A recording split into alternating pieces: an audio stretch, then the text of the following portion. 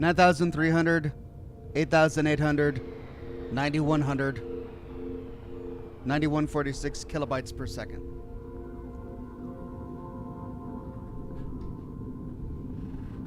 Well, I don't know, folks. I just don't know. Thank you for joining me. Thank you for being patient.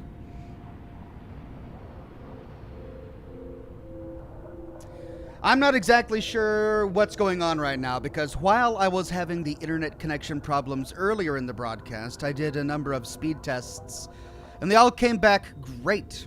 Usually when this happens, the speed test will reflect the fact that my ISP is throttling me.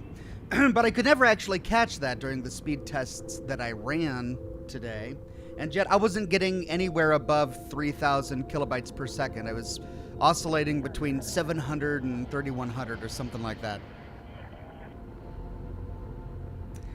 So I did a number of tests. I did a number of private tests on YouTube before coming live just to maintain that I was going for a good solid 5 minutes at 9,000 kilobytes per second before going live, and I am, so I don't really know what I did to change it. I restarted my computer, but that shouldn't affect my internet connection, so yeah. I'm not sure, but we're live, and it's time for part 43.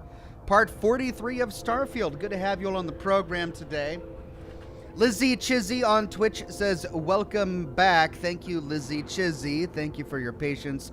Jared Shover on Facebook says, are we good? We are good, Jared, I think. Crossing fingers, not exactly sure what went wrong, but it looks like it's working now. And of course, it's great to see everybody on YouTube. Haggis Addict, Slatty Bart Fast, Naka Michael, Clell Biggs, John Washburn, Sarah, Cat5, Snoopy SN 100, Wade Speakerman, Mr. Virus, Random Greymane, Automatic Beats, Julian Z. So good to see each and every one of you. Now, we have been whittling away at our list of randomly generated locations. And here's one of the reasons that I've been wanting to do this. There are, 50 or so different systems in Starfield. I don't know exactly how many. Is it 50, 75, something like that. Within each of those are between 1 and 12 different planets or moons that you can land on, each of which is a potential location for one of these randomly chosen locations to appear. But we already know that Bethesda has a big pool of locations that they've handcrafted that the game can draw from to place them on a planet or a moon. And I doubt very much that there are hundreds of them. But I don't know how many there are. And that's where I'm curious. That's where I kind of want answers. How many custom handcrafted locations did they make for Starfield? How many can we find? Surely not one for every single planet. Otherwise, they wouldn't bother having the procedural generation aspect of the game. They would just make one for every planet. But they didn't want to do that. So they made far fewer. So how many did they make? We've already discovered half a dozen abandoned locations ranging from biotics labs to robotic facilities. We've already discovered half a dozen deserted locations ranging from ecliptic bases to U.S. listening outposts. And very few of these have any lore. I'm going down my list right now. It's no lore, no lore, no lore. This one has minimal lore. This one has good lore, but it's a really small story. This one has a perk magazine and planetary data, but no lore, no lore, no lore. So I'm really, my frustration here is, are we just that unlucky where we have explored so many locations and we haven't found very much lore, or does it just not exist in the game? Now, of course, we all know that the game has some decent lore. We've gone through, this is the 43rd episode, and we've gone through all of the major quest arcs, and we've done a number of side quests that have been interesting, but in terms of non-quest related world building that you can just stumble upon, we haven't really found much, and I'm not found very much. And I'm not talking about the handcrafted locations that they've meticulously decorated, like Neon, for example, or Aquila City, or all of these places that have really good lore and that are made. That are decorated really well. These are places that they know every single player is going to visit. I'm talking about the rest of the locations that make the universe feel like an actual, universe. And that, I think, is one of the major criticisms that Starfield has had, is when you land on a planet, it's just empty. But it should be. It should be empty, because the entire point of the plot is that the settled systems are still wild and unexplored. One of my bigger frustrations is that when we do land on a planet, it's buzzing with activity. We find a location, and as soon as we land, another ship lands. How many times have we landed on a planet or a moon, and another ship has just landed right next to us? It's like 75% of the time. When we land on a planet, another ship decides to land next to us. And this is supposed to be, the universe. It's pretty wild, and there are a lot of things that places that should be empty, and yet we find ruins on almost every single planet, or the remains of some previously inhabited camp, or a spaceship debris, or something like that. So I'm not coming from it from the perspective of, oh wow, this place is so huge and it just feels so empty and there's nothing to do. I think that it's pretty balanced in that regard, but if my criticism would be that it might be too much in the opposite direction. That said, we definitely want to see if we can find as many of these handcrafted but randomly and procedurally placed locations as possible, just to see if there are any that have good lore. And that has been my frustration so far, is that many of them don't. Many of them don't have good stories. They appear to just be arenas that were created by Bethesda to give us a place to kill enemies and get loot, which is why many of the stories are pretty much the same. Ecliptic mercenaries arrived and everyone's dead, or spacer pirates arrived and everyone's dead, or the Crimson Fleet arrived and everyone's dead. It's sort of the same story over and over again. Every now and then we'll get an interesting little tidbit like, oh, this one's kind of funny because he did a side experiment and led to the death of some guy from eating too many sandwiches or whatever, and we find his body in a body bag. But aside from that, the stories have been underwhelming. And yet, there are certainly some locations that people have, they keep on asking me. They keep coming back to the chat and saying, Oxhorn, have you discovered this place or that place? And they're not related to any quests. So I'm going to keep going for now, because I definitely want to see how far I can go before I either lose interest or until we exhaust the database of locations that can be procedurally placed within the Starfield universe. And we'll see which one comes first. Will I lose steam? Will I lose momentum? Or will Starfield run out of places to put on planets? It's anyone's guess, but I hope you guys are down for it. Robin Woodall on Facebook says, hi, friends. Hi there, Robin. Jared Shover says, what do you call a Brotherhood knight that tries to be stinky? Oh, Silence Knight.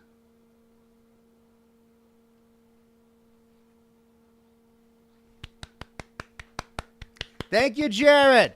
That was well done there. Loving the joke. Thank you so much, Jared. Colonel 87 says, hey, Oxhorn, can't you just pull the game file? I mean, I suppose, but I didn't make the game, and I really don't know which file to pull. I suppose I could probably start doing some research and going through every single file individually on my own to figure that out, but that's not quite as interesting as just playing the game. Plus, I wouldn't be able to bring you with me. What would you rather watch me do? Open up the data folder within the Starfield installation and go through each file one by one looking for a list of locations? Like, Or would you rather watch me actually try and find them? I think you probably like that a bit more. So, I mean, if you want to watch me go through spreadsheets, we could do that. We could have a spreadsheet stream. It'd be fun. David Korst became a Silver Ox. Thank you so much, David Korst. I appreciate it. Neomite YouTube says, hey, Oxhorn, I was curious. After watching your Baldur's Gate 3 streams, will you explore dialogue routes?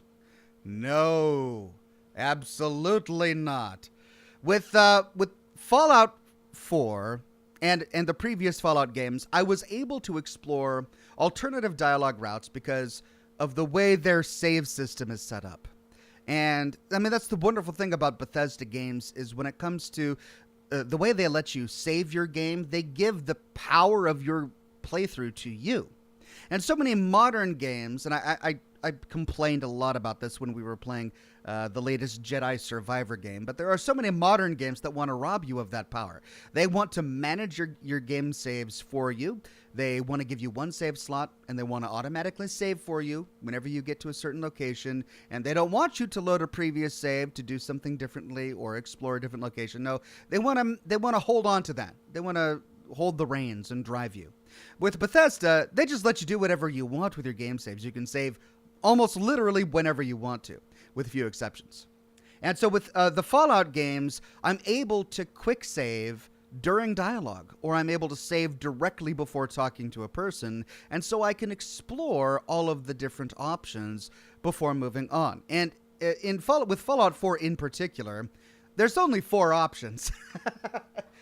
With some of the other Fallout games, it can be a little bit trickier to explore all of the options. I think one of the most difficult conversations that I had to navigate was with Ulysses at the end of the Lonesome Road DLC for Fallout New Vegas, because there are multiple different pitfalls that you can fall into with the conversation with Ulysses. They really made that encounter for you to fail. They wanted Ulysses to fight you or detonate the nukes. There's really 1 or 2 little avenues that you can get through to talk him down. And in addition to all of your character attributes, which can alter the situation, there are different things you can discover while exploring the DLC that can alter the situation. If you find all of Ulysses' holotapes, for example, you unlock new dialogue options. So lots of different things that made it a really interesting conversation, which made it a very difficult conversation for me to edit and to retell in a narrative, YouTube format. But with many of the Bethesda conversations, you do a quick save before the conversation, you go through each dialogue, and then you move on to the next one. You do a quick save, you go through each dialogue. It's pretty straightforward. With Baldur's Gate, it's just a spider web of dialogue conversations. I would love to see the dialogue trees, because they map these things out in like Word or in a PDF format or something with all of the different options and the branches. They do that for every single video game. I would love to see what that looks like for one of the typical Baldur's Gate 3 conversations, right? You got your main character, and then you've got Karlach, and you talk to Karlach about a romance option, and then there are 15 different options based on what your race is, what your gender is, what choice you made over here, whether or not you were able to solve the heat problem with her heart, and whether or not you were kind to a person. So it's like, no. The answer to that is no. I'm definitely not going to be doing that with Baldur's Gate 3. It's just too complex. Which is a good thing. It's a good thing to have a game that is so complex when it comes to dialogue that you're almost guaranteed to have a completely different experience each and every time that you play it. David Korst became a Silver Ox. Thank you so much, David Korst. Sarah says, wishing you and yours a magical holiday season. Thank you very much, Sarah. The same back at you. Potato Man says, hi, Ox, I need your input. I did something bad, and I want your opinion. Okay, well, let's get caffeinated for this one.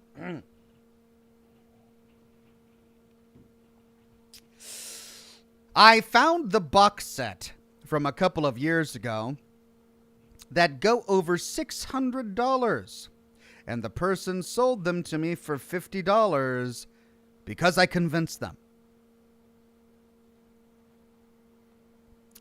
Right, so we're missing some details here, but I'm going to try to fill in the gaps. So presumably you found a boxed set of something. A boxed set of TV shows, of games, or maybe music or something. Doesn't matter. You found a boxed set that you discovered are very valuable. They're worth over $600, but the person who was selling them to you didn't realize their value and sold them to you for $50 because you convinced them. And now you feel bad. All right, so here's the thing. Who was this person? Was he a close personal friend of yours? Did he sell them to you for $50 because he trusted you to be honest with him? If he did, and you took advantage of that trust, then yes, you should feel bad, and you might want to reach out to him and try to resolve the situation. But if this was just an eBay seller who didn't realize the value of the product that he was selling, and you happened to stumble upon it, that's not your fault. That's not on you. You found a situation that was to your advantage, and he didn't realize what he had because he didn't put in the proper research beforehand. You weren't being dishonest with him. You weren't taking advantage of him. You simply took advantage of the situation and made a profit because of it. That's not bad. But if somebody you knew and you took advantage of their trust in you, then that would be pretty bad. So it just depends on the factors in there. Colonel 87th says, I'm good with both. Well, you want to see me go through spreadsheets and the game? Well, if I have to choose between spreadsheets and the game, I think I'll just go through the game. Potato Man says, a vinyl boxed set. I see. A Fallout vinyl boxed set. Really? The Fallout vinyl boxed set is worth $600 now? Really? Damn.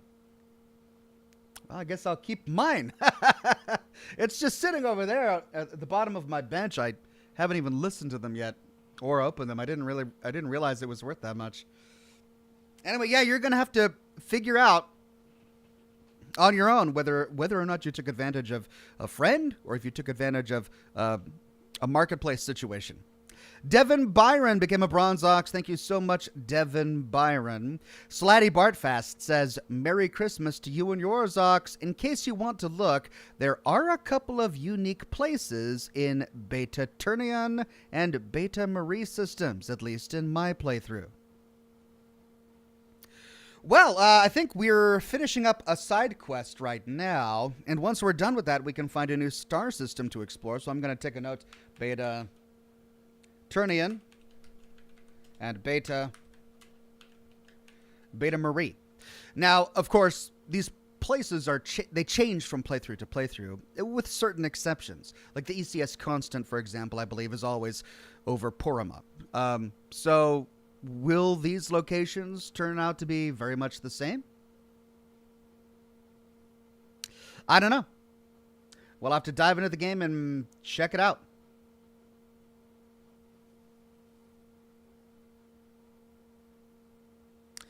Laura says, hey, Oxen chat, I take it there were technical difficulties. I couldn't find the stream for a while. That's true. We had some internet connectivity problems at the beginning of the broadcast, but things are looking good now. So let's use the opportunity while we have it to dive into the game.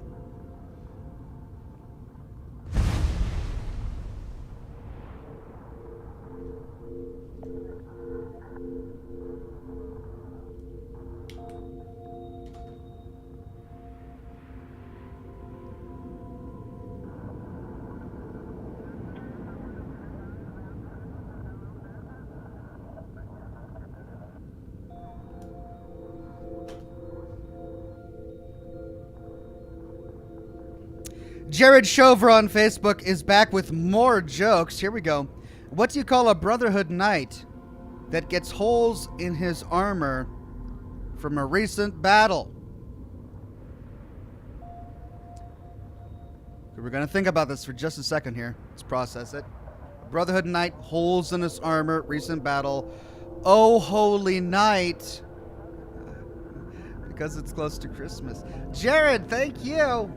Just so good. Love it. David Korst on YouTube says, what's your all-time favorite cigar? All-time favorite, gosh, I don't really think I have an all-time favorite. I've got my go-to favorites, and I really can't even think about them. Pardon me. Brick House. Brick House is a go-to favorite. I wouldn't call it my all-time favorite. I don't really know. Potato Man says it was a dude on Facebook Marketplace that said he didn't know what they were, and that's what made me feel bad because he could have made actual money. So wait a minute, you're telling me that a dude on the Facebook Marketplace had this boxed set of Fallout vinyls, and in the listing he's like, yeah, I have no idea how much these are worth. I'm thinking $50? I don't really think that's your fault. I mean, he should have done his research. It's a Google search away. All he had to do was go on eBay and type in the boxed set vinyl, the boxed vinyl set, to see what it was selling for. This is basic. This is a basic thing that you do before you sell anything online, is you see what it's worth. You see what it's selling for. The fact that he didn't do that and he listed it for $50 on the Facebook Marketplace, I don't think that's on you. I wouldn't feel too bad about that. Now, did you have this really long conversation with him, and did he start saying things like, I don't know, do you think $50 is fair? It depends on, how deep into the conversation you went with him, and if he then trusted you. Like, I don't know all of the finer details to that particular transaction. But if it was just a guy on a marketplace selling something for far less than it was worth, and you happened to buy it, I don't think that's on you. That's your fault, and I wouldn't feel bad. Super Taram says, I can't believe you're still playing Starfield. Look, you know what? I'm 43 episodes into it. Have I beaten my Assassin's Creed Odyssey? I remember with Assassin's Creed Odyssey, we definitely got into the 30s. Did I ever get into the 40s? I'm not sure. Yeah, I'm still playing Starfield. I think this game has a lot of potential. And I'm genuinely interested in the universe and the story. And I'm having fun playing it too. So I'm really, I don't know. I'm continuing to capture footage, storing the footage, organizing the footage in hopes that I'm going to be able to dive through that at some point and really make some good content. But that said, we are nearing the end of our Starfield playthrough as we've completed the primary plot and we're getting through all of these locations. Devin Byron says, how's the weather in Seattle treating you? Raining non-stop here in Vancouver. Also, a very Merry Christmas to you and the fam. Thank you very much, Devin Byron. It's wet, but it's not raining. So we had a heavy dew this morning, and there's low gray clouds overhanging, and it feels kind of misty, but it's not raining really hard right now.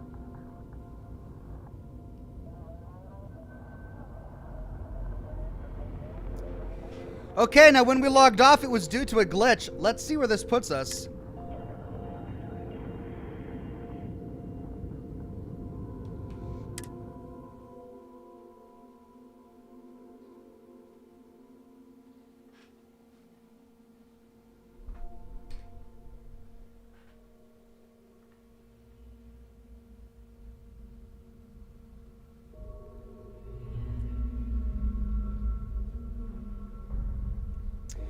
So last week we were in the middle of a dialogue conversation with someone we were trying to Okay, doing full. Oh man, it puts us right here.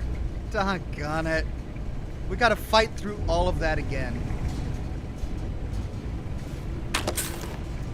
Well, we were in the middle of a dialogue conversation with a character when we got interrupted by gunfire.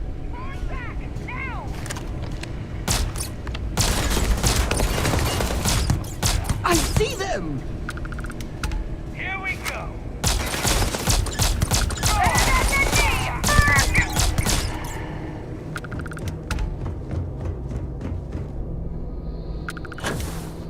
Kind of like that.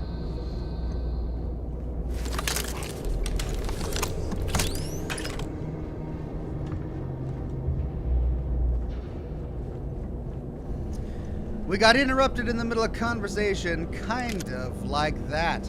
And it glitched out the character. We couldn't leave conversation, and we couldn't continue the conversation. So yeah, that's why we had to drop out at that time.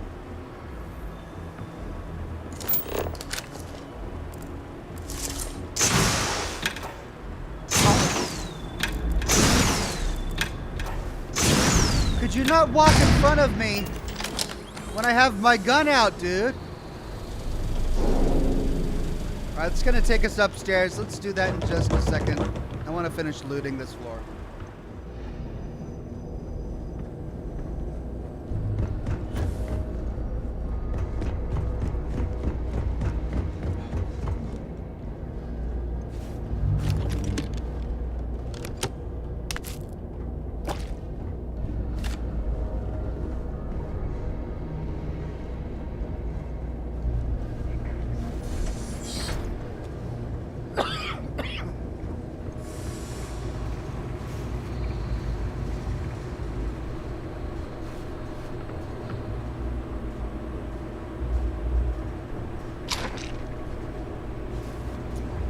Yeah, I think we established earlier that there wasn't any unique lore to this place as well.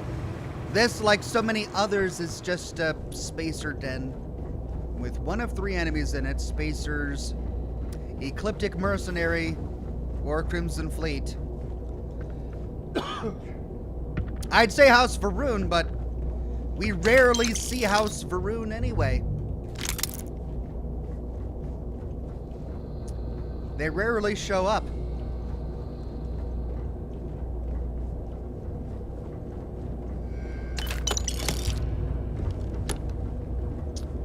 Okay. Before going through that vent at the top, I want to get the lay of the land here. And we've got an office space down here. And of course, it's got an advanced lock. It's bottom, bottom, both, top, bottom, both.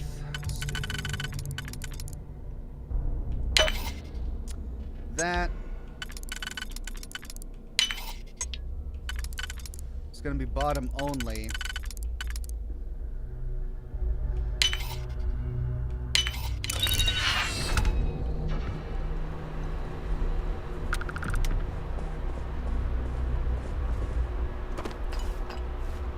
Just want, there we go.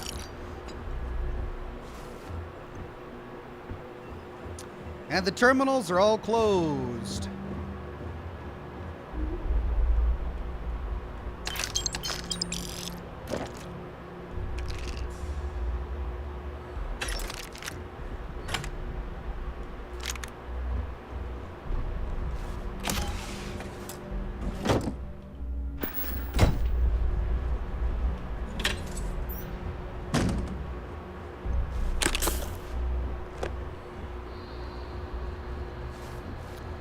Okay, that's it for the office.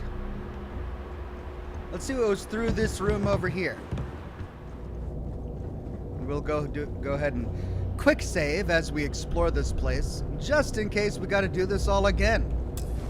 Requires key. Only entryway key? Oh.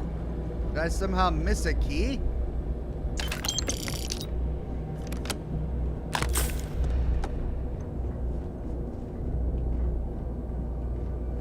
Huh. I mean, we could always go through the vent. Which I believe is how we did it last week. But now I'm curious as to where the key might be. Was there a key in this office that we didn't find?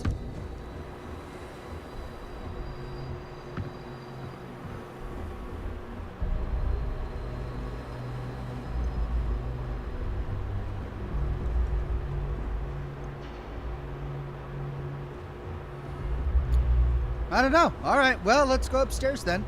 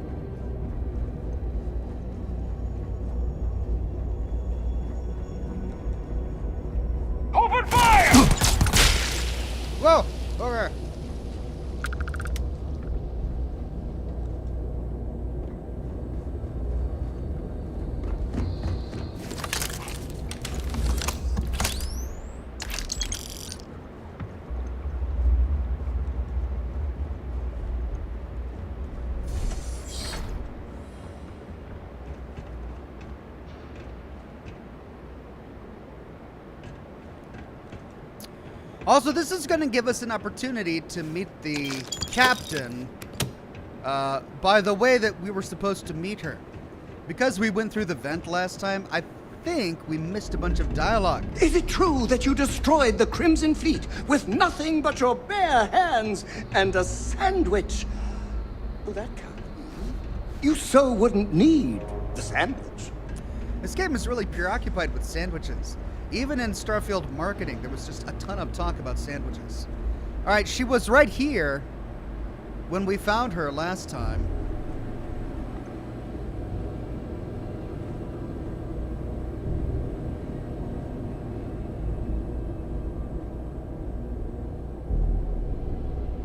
And now she's down there.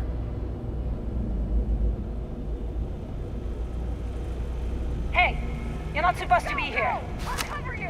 Whoa! Lock and load!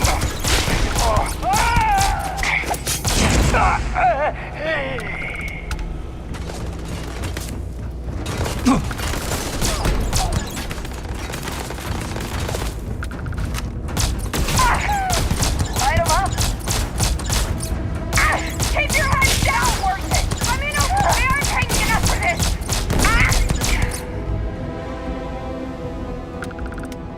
Okay, so that's where she was. She was in this room down here, and then she runs up there during the battle to flee. Matt Roland says, Ox, Merry Christmas to my favorite bearded content creator. Sorry I don't pop in too much anymore, but I'm always around for you, my friend. Matt Roland, it's good to see your face again. Glad to hear that things are okay for you.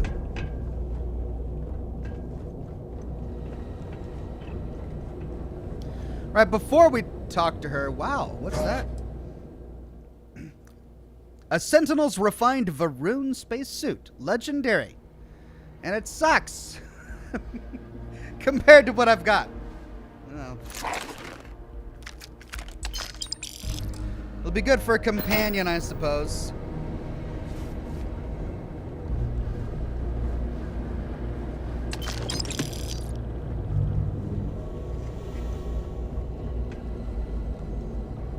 Skip shot modified drum beat. Wow, we're getting all the legendary gear today. Master lock. Do I care enough? Something's out there. I got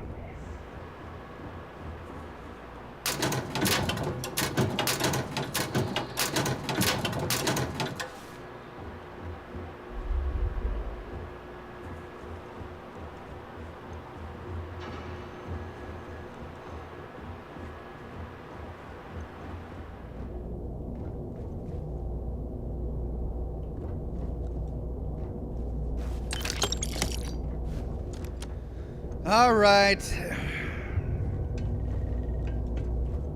Guess we gotta pick this door.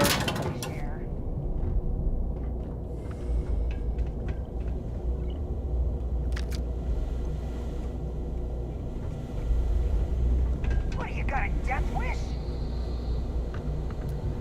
Now, this must be the person that interrupted us last time. Hiding in that hallway and waiting to come on out.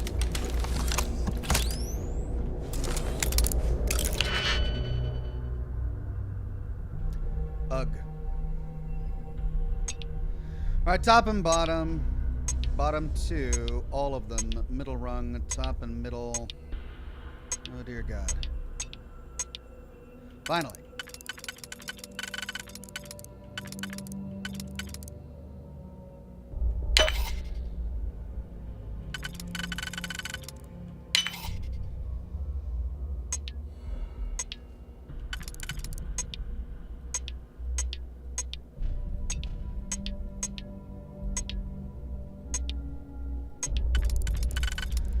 Alright, that would work.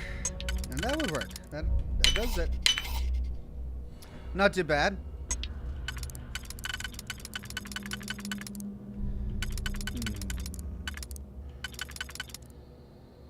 If we put that there, then we're gonna need something that looks like...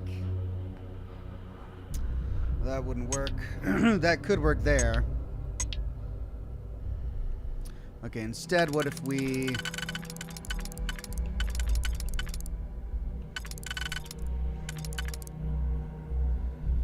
put that there, then we would need something like that over there.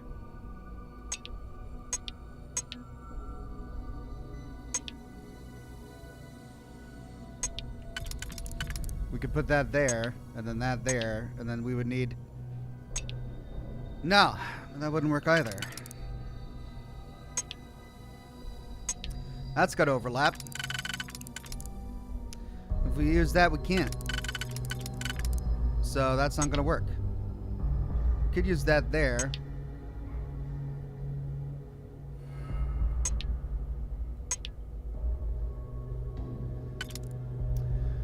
Or that there. Overlap. Overlap. Overlap. Overlap.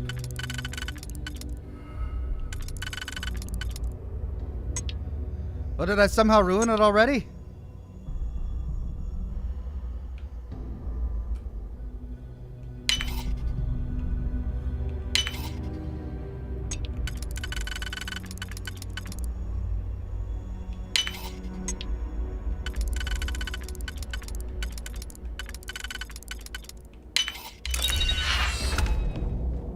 Okay.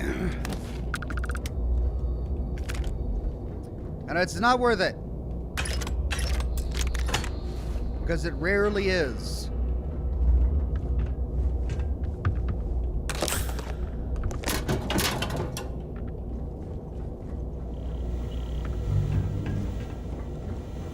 Alright, so we came down from there. We've got a room over here. Did we explore? Yeah, we did. We explored that. So we'll go across the hall.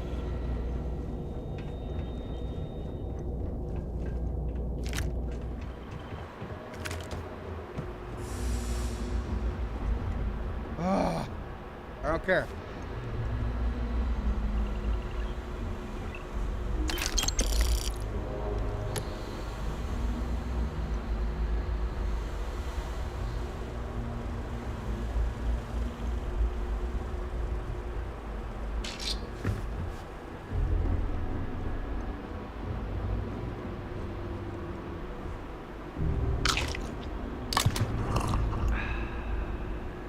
Hey, Kelly's slate. Is this the only lore we've found here so far? I think it's sweet that John and his crew gave up their leave to build that ramp for Kalen. Poor guy. I don't know what I'd do if I couldn't walk. Just sit and get fat, I guess. Maybe things wouldn't be much different, actually.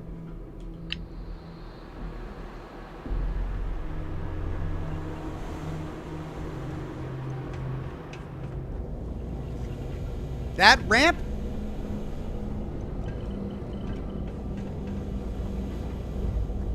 Okay. See, that's the kind of lore we get from these small locations. It's just, we find something, and yet it doesn't really tell us that much of a story. It's kind of just small.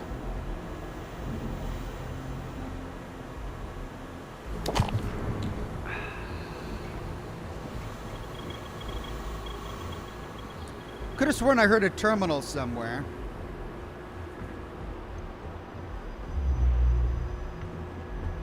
Guess not.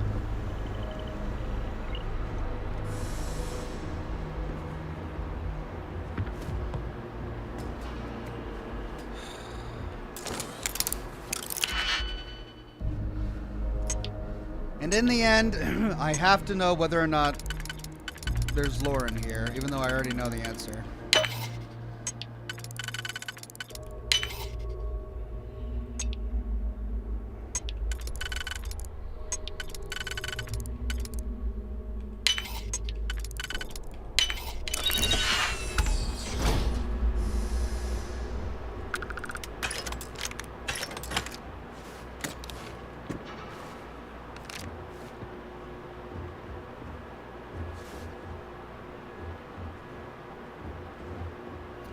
Okay, that's it for here.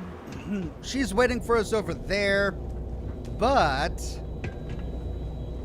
I wonder what's through this door over here. Is this the door that was locked?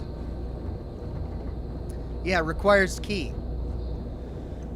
Joseph Wolf says, Oxhorn, I'm listening to you while working on my Fallout Factions paintings, just 2 with their emblems.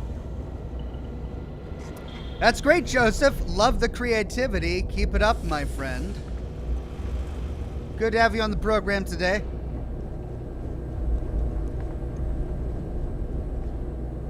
Expert. There's a vent over there.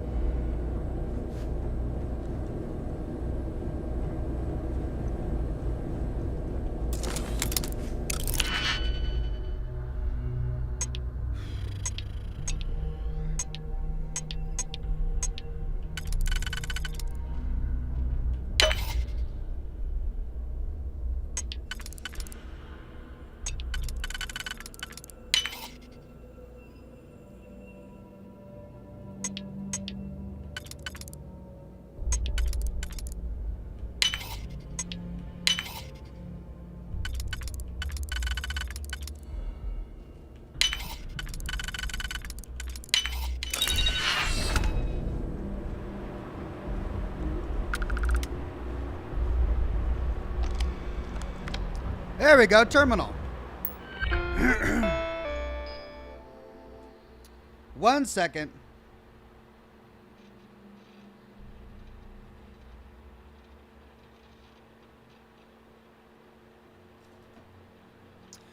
Not much headway. Chester Kalin, senior scientist, Ranshaw Research Facility, personal log, September 15th, 2304.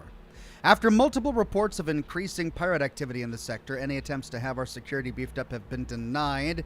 Yet again, we find ourselves in a dangerous area with little to no combat experience. I think it's time for a career change. This sounds very familiar. Did we read this last time?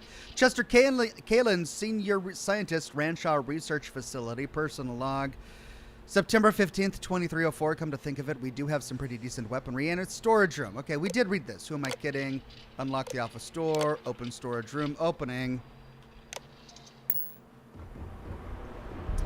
Okay, so I should have gone through the vent.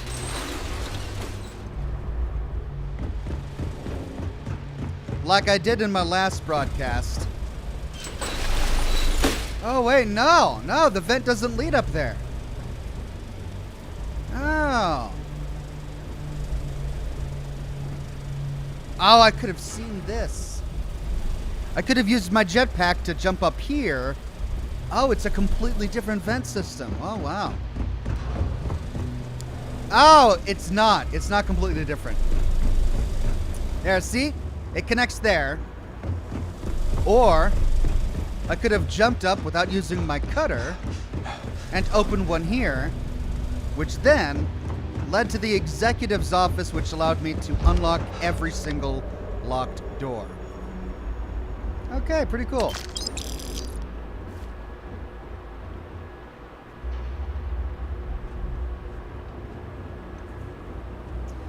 Okay, this one's not too bad. We've got 2 pieces of lore here. 1 terminal, which just complains about not having enough security, and 1 holotape that talks about a guy building a wheelchair ramp. And there she is. I did a quick save. Please don't glitch on me again. Haven't you figured it out? You'll get nothing from me. You're just gonna have to kill me, asshole.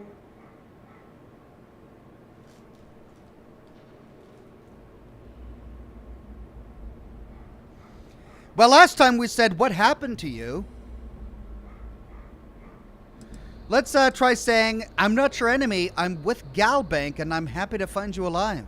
I never, ever thought I'd be this happy to meet a bank officer.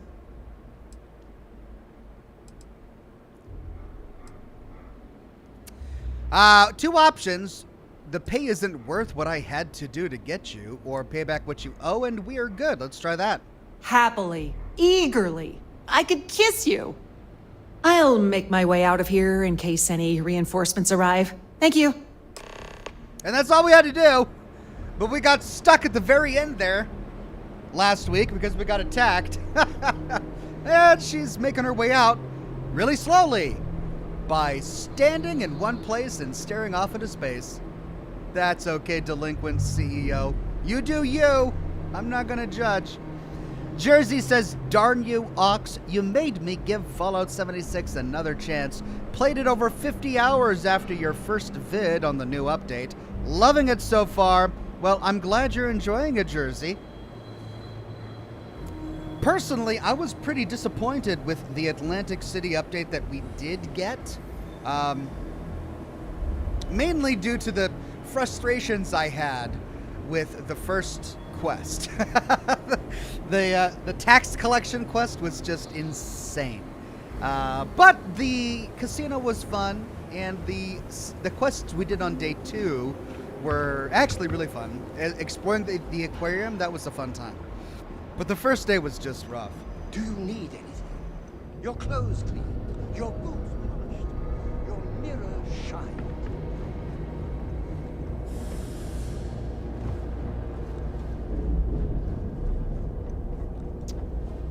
Right. Back to the ship.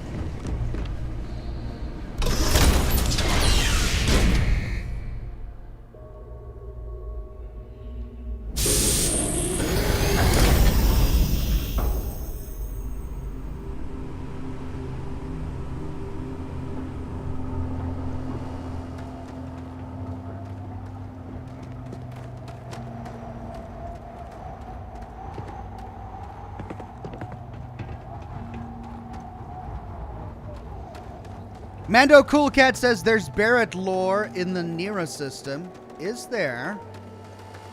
Pretty cool.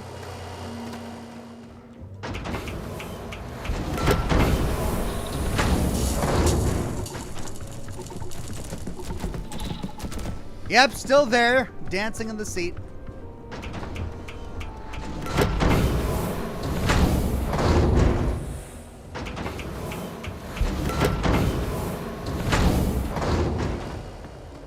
All right, I think we explored both of these pods, so let's just get back to the ship.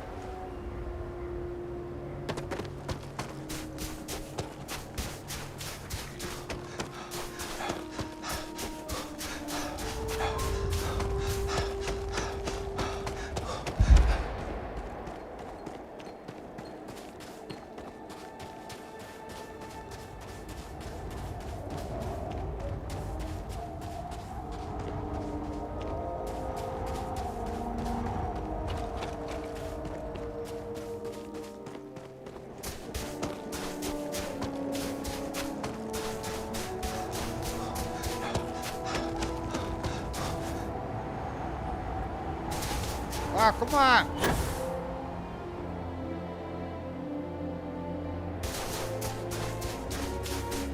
Trying to level up my athletics.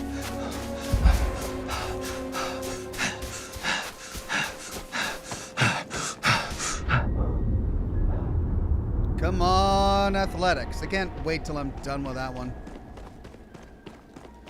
Okay, so there's another building over there.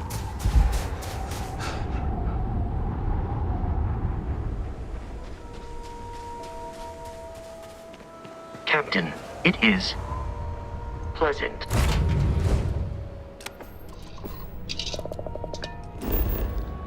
Right, so we went to the deserted biotics lab. Let's mark that off on our list.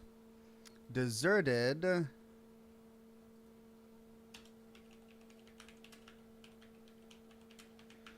biotics lab. There was some lore there. We'll say good lore, small story.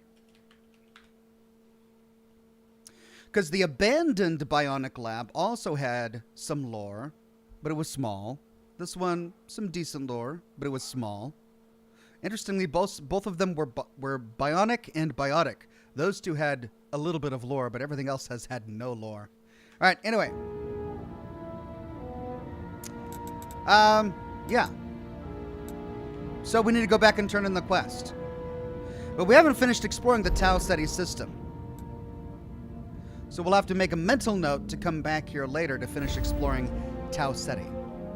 In the meantime, back to Alpha Centauri.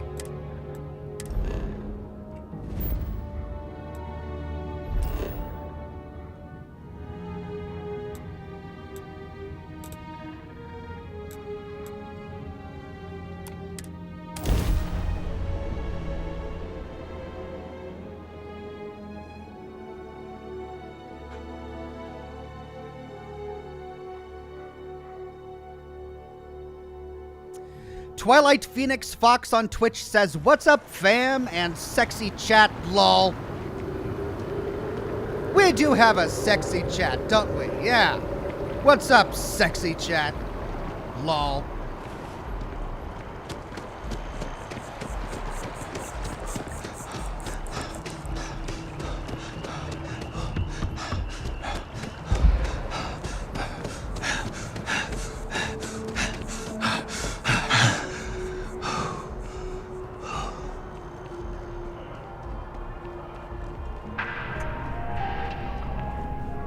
Together we can really make a difference. Another successful venture. And you saved the day too? I wish every job was so win-win. Here's the pay. Let me know if you want another assignment. All right, shall we see this to completion here? I got a new account for you. This one breaks my heart a little, because we got a mercenary here, but the good kind. He was an upstanding citizen. He took out loans, paid them on time, every time. And about a year ago, he maxed out his credit and vanished, leaving us with a sizable account in arrears. It took some digging, but we have the name of the planet he's on. What were the loans for? Well, almost always they were business investments. New fancy sidearm, repairing a ship.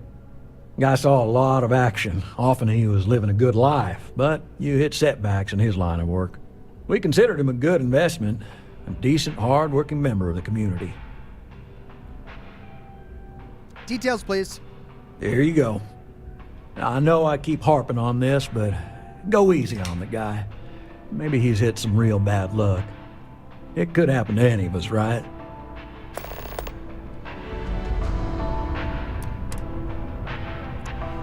All right, collect the delinquent mercenary's debt. You know, for a loan shark, this guy's not so bad. He definitely feels sorry for each and every person he sends us after.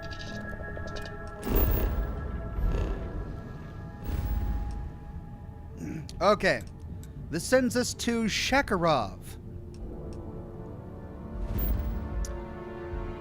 This is a pretty small place, Shakarov. Eklund Excavation Site CL-25? Have we been there? That's interesting.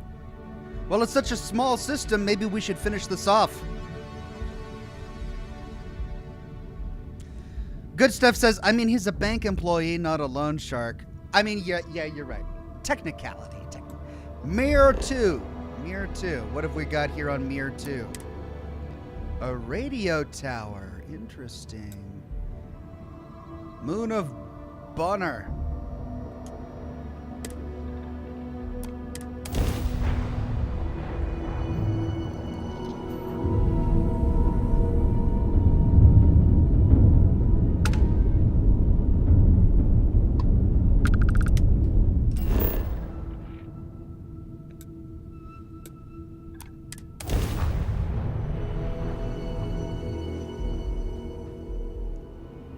Gear looks green, ready to land.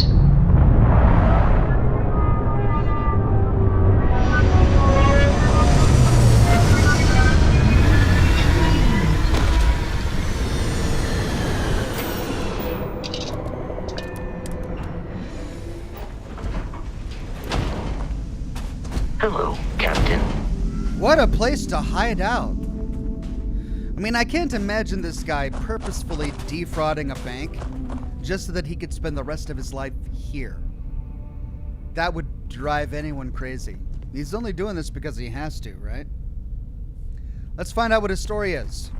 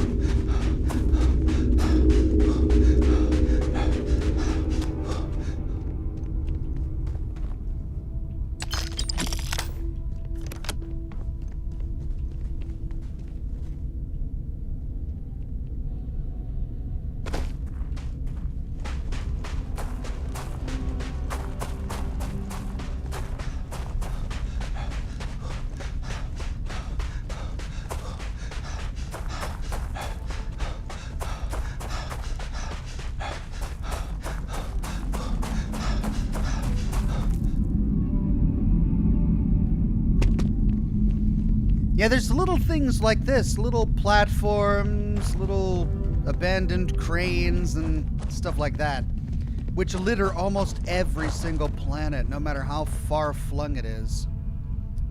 Which makes me wonder exactly whether or not that's realistic. Wow, I love low gravity moons like this. Okay, let's explore the radio tower first. He's clearly inside there, but let's see what's up here. Because this is a unique location. I don't think I've seen anything like that yet.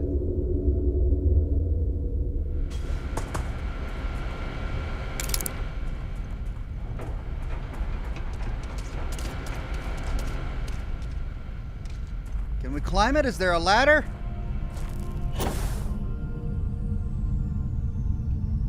This is the best we can do.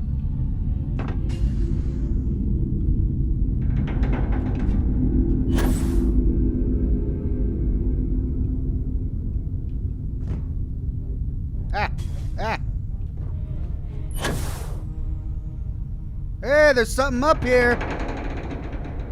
Look at that. Ooh. A modified calibrated drum beat. Someone was... What are you doing? How'd you just stop appearing up here, adoring fan? I know you want to be close, but the teleporting. It's the teleporting. Could you stop with that? Well, it makes sense he's a mercenary. What was that rope? Ah! Hold on. I think I see a digipick. Gotta get the digipick. No, it's a positron battery.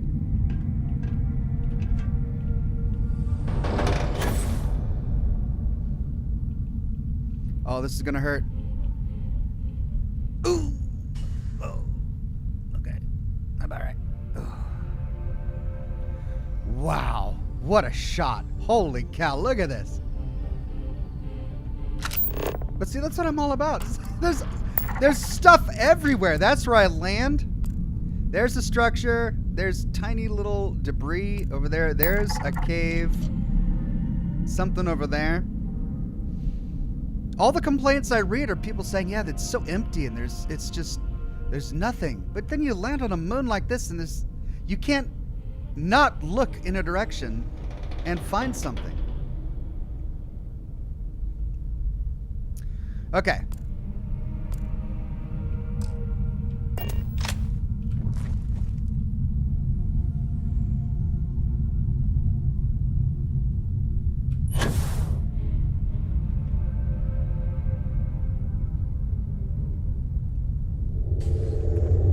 Let's explore outside first. Oh. There he is.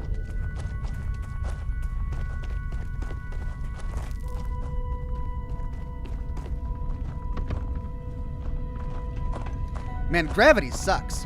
I want the entire game to be low grav like this. I wish there weren't any planets that had gravity.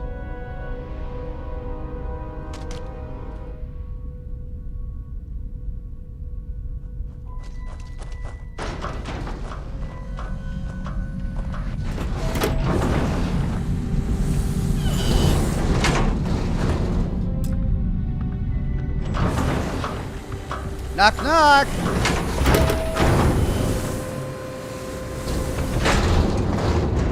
Have you got a cup of sugar? I should have known it.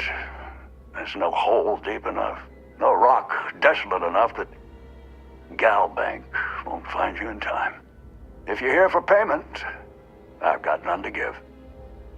Sold everything to retire comfortably in obscurity. Why did you default on Galbank? I spent my life trying to get ahead. No matter how much I tried, it never took. So these past few, I've just been barely scraping by. The marks keep getting younger, and my ship just keeps getting older. At a certain point, I knew the game was rigged. So I maxed out my limits and headed off. As you can see, I'm not looking to live a life in luxury, just a simple, quiet life.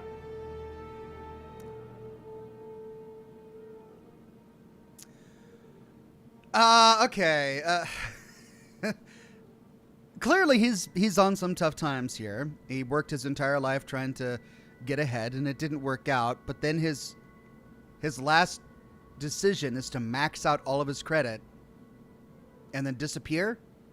Okay, that's essentially just stealing from a bank, right? Well, look, I'm here to collect what I can. Afraid it might come to that. Listen, I won't go peaceful, and I can't pay you. So the way I see it is you have a choice. We fight and see who's lucky. Or dead. Or maybe you leave here. Say it was a bum lead. It happens from time to time. Give an old fellow a peaceful retirement. I mean, I'm not going to murder this guy, but surely he's got something. I mean, if he has enough money to retire on, he has something he could give to Galbank, even if it's just a token $100. I would take that. Just give me $100. We'll call it a day. How much do you owe? Well, I maxed out my credit limit. So, 10,000 credits. I mean, with all the interest payments I've made over the years, Galbank still made a profit off me. Oh, man. I get to pay 10,000 credits?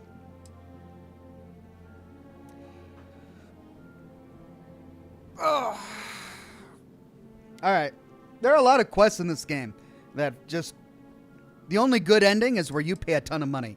We could say, I'm not leaving without payment. That's going to end in conflict.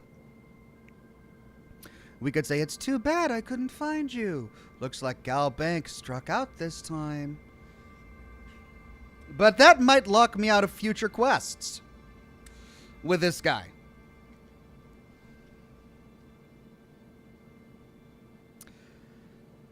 Which I don't want. I want to continue the quest chain. So it looks like my only option is to pay 10,000 credits and say, the only way to keep Galbank off your back permanently is by taking this. You have no idea what this means to me. Listen, stranger, I've seen a lot of things, but nothing like you. Take this. My sidearms seen me through more scrapes than I could count. It's just gathering dust now. You deserve it. It better be great. Solace.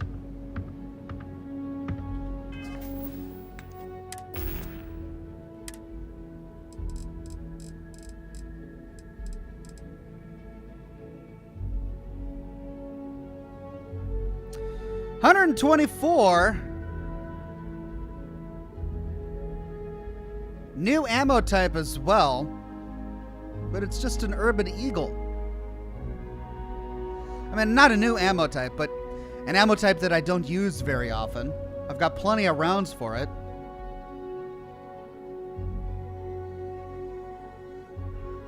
I mean, it's not worth 10,000 credits. It's not even rare or legendary. It doesn't have any effects. It's got a lot of great mods. It's worth 18,000, but I won't get that much from it if I tried to sell it.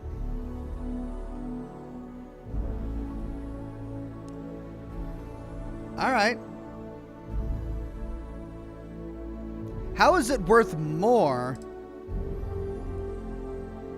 than the legendary Sentinel spacesuit I just picked up and the legendary drumbeat that I just picked up?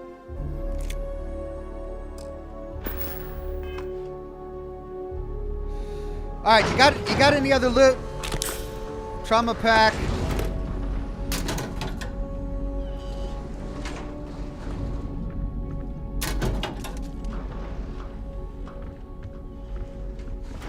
I don't know if my life was worth saving, but you did it anyway.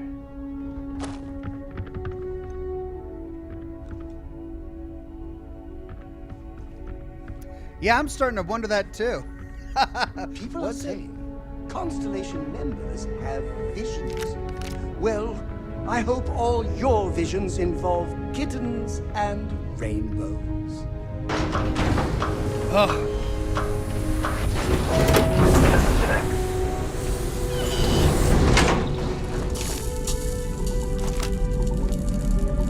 Well, cool, I guess.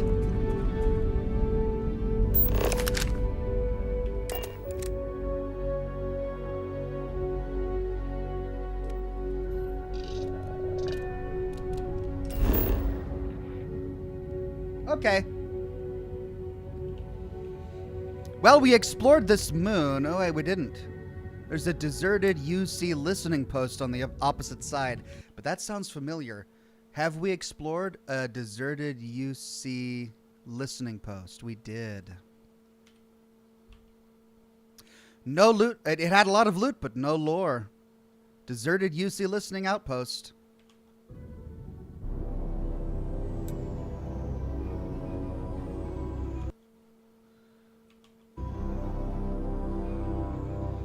So no need to check that again. But this, the Eklund excavation site. Did we go here for a quest? I don't remember it.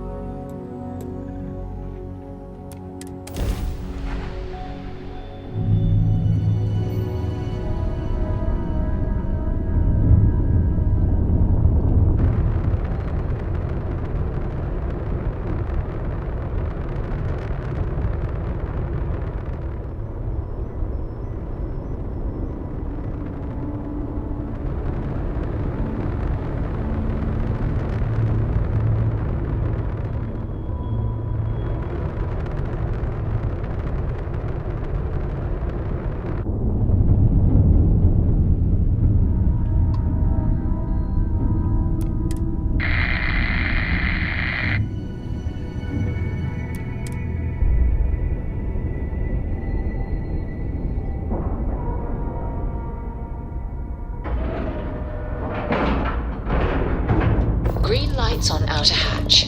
We're docked. It's hidden in this asteroid debris, and I don't remember it.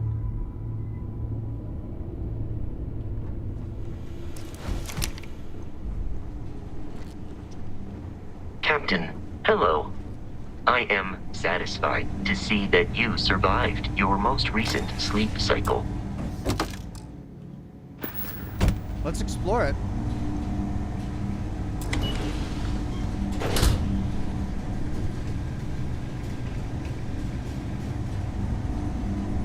Wait, is this where we came?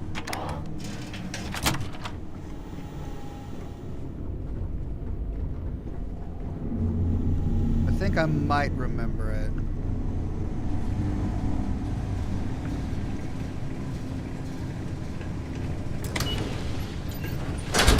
Oh, okay, yeah, we were here. I remember this now. Wait, do I?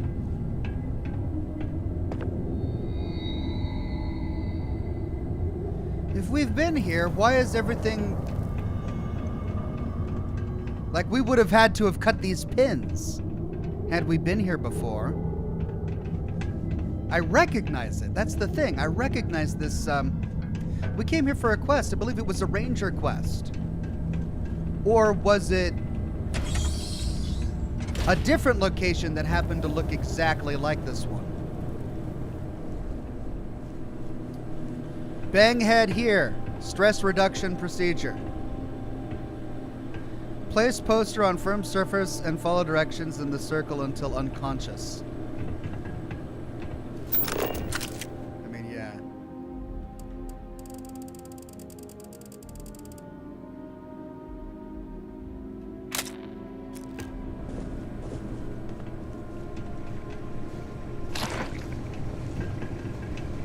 The weird thing is that it didn't say explored. It should have said explored if we had been here, which means we haven't been here. But it looks exactly like another Stroud Eklund facility that we explored, so it's got to be a similar map. Jam and Cohen says you were here for the Freestar Rangers quest line. That's what I thought, but it didn't say explored. And this place still has a lot of loot. So was I here? Did it somehow reset?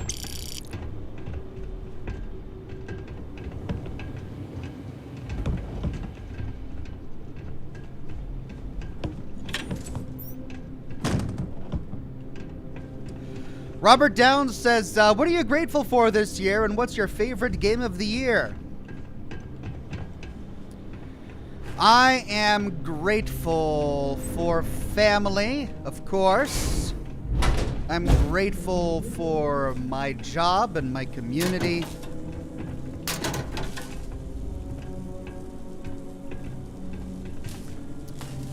Favorite game of the year?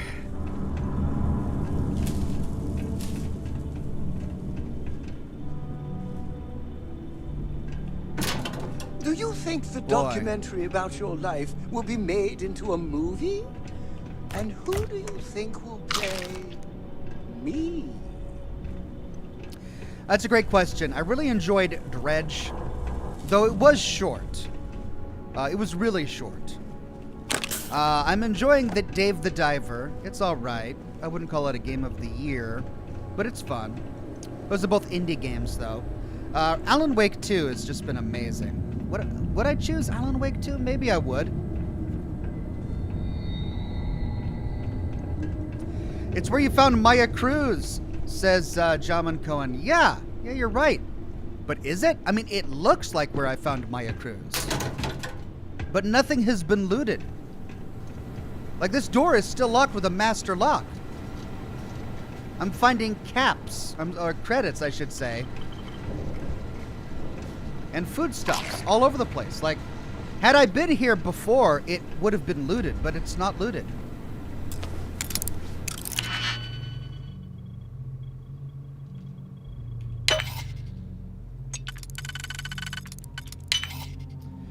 Okay, bottom, top.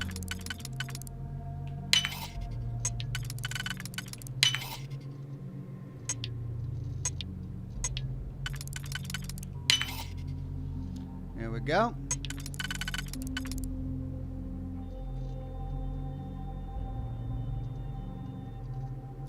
No.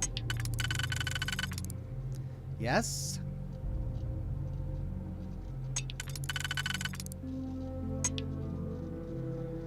No. Actually, I've got those two left. So I could do that. Oh, and I need 3. Oh, here we go.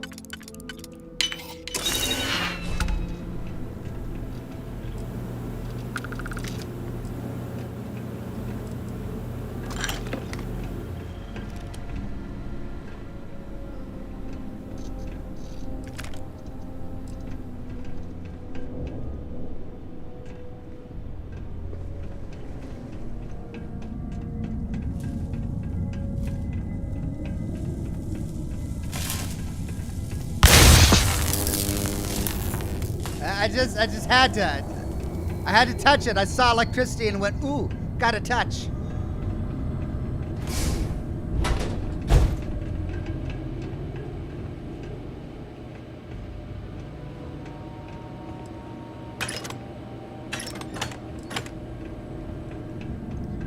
Let's figure out what's going on here, because this is bizarre.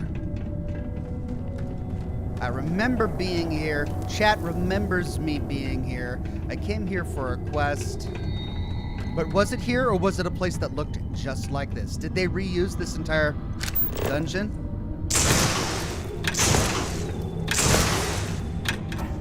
Oh, we got robots.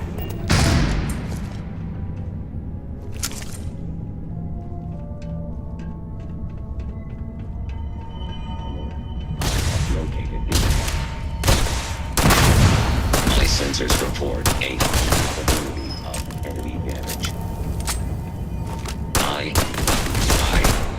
Catastrophic damage. Man, it's an alright little thing. Not too bad.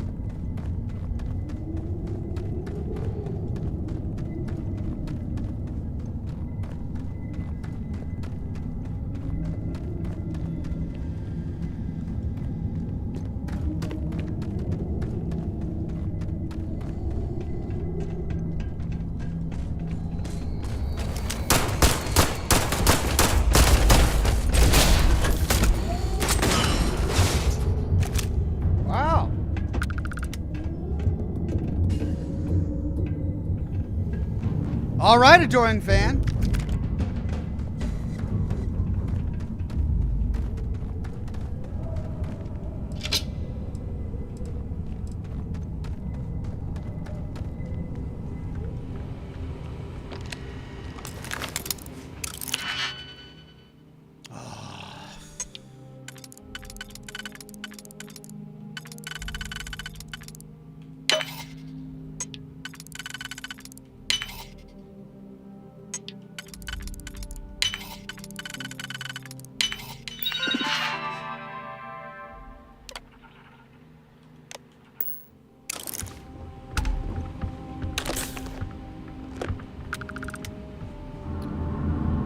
All right, so there's the door.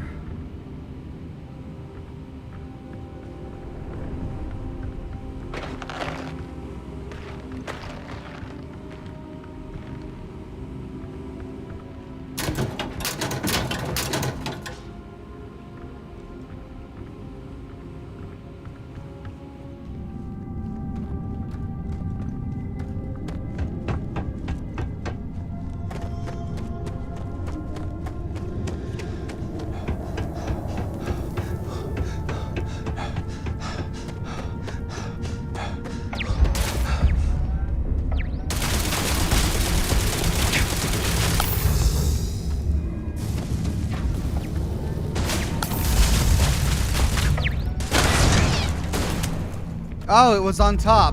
I was looking at the wrong spot. Thank you, adoring fan.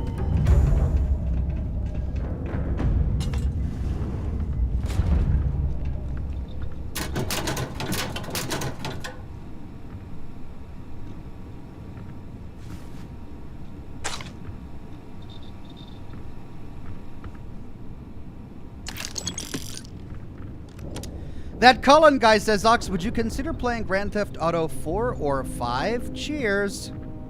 Probably wouldn't go back and play Grand Theft Auto 4, but I might play 5, or, well, I might play 6 when it comes out, or 5, or whatever the latest one is.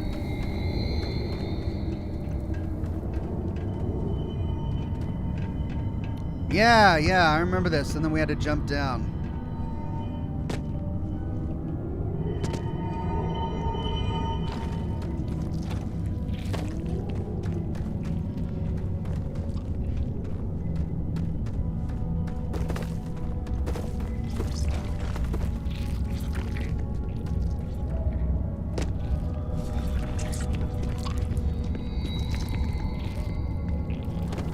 Is that it? Is it a dead end?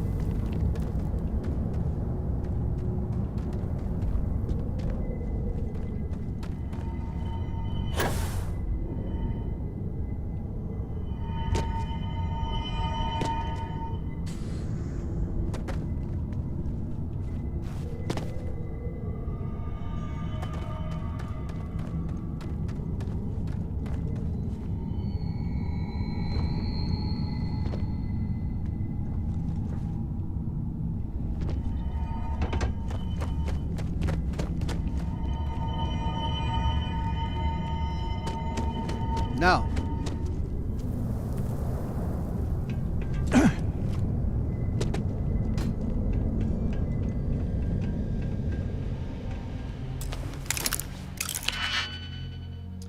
Okay, top.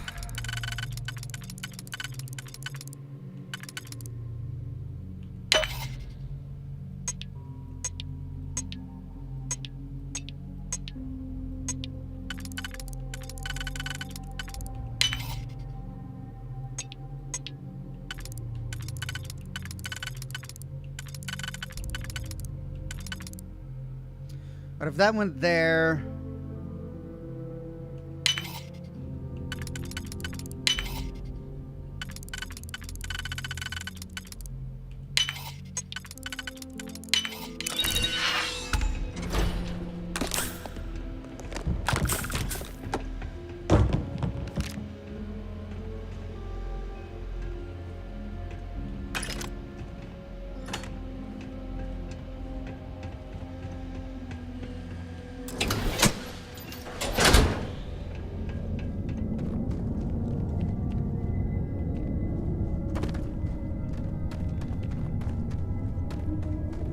That continues down. Let's see. I think this is a dead end.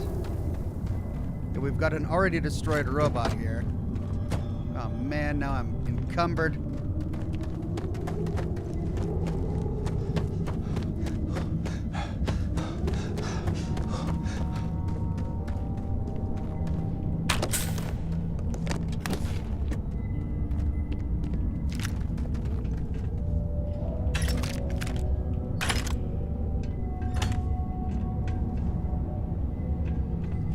Does that lift all the way back up?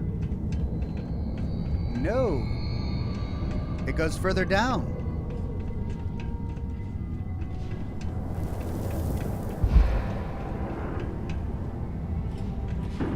Oh, and then I remember there being a big battle down there. I am engaging the enemy.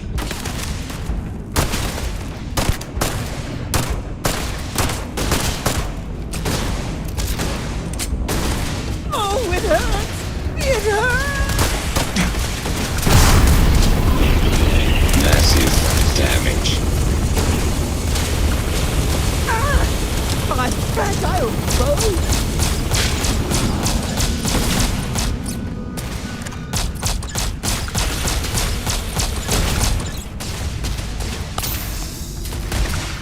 Hostiles in range. Total system failure.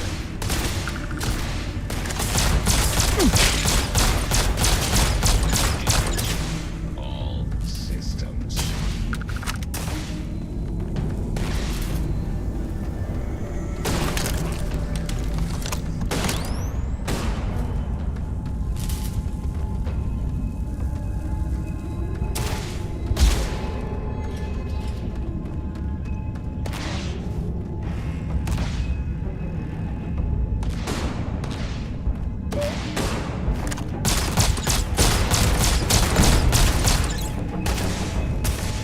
Over here!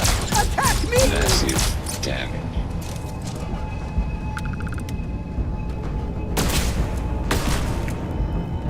What are you shooting at? Oh.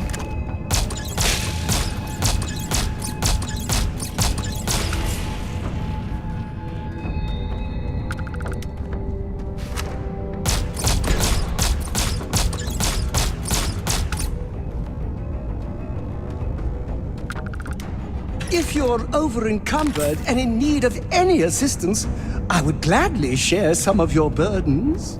Yes, you're... Of course! I'm always happy to help. All right. Let's give you something. Let's give you spacesuits that I no longer need. And how do I have a deep core pack? I remember getting that. Holy cow, I'm carrying a lot of helmets. I think that's it for now. Being part of your crew is just the best.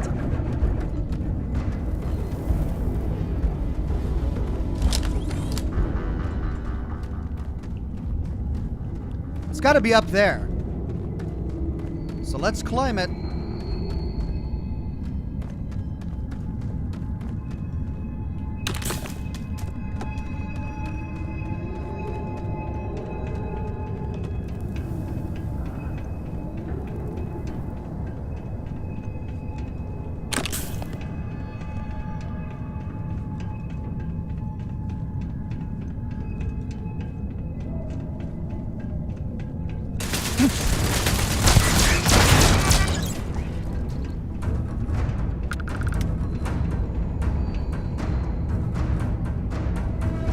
And that's where we found him. Yeah.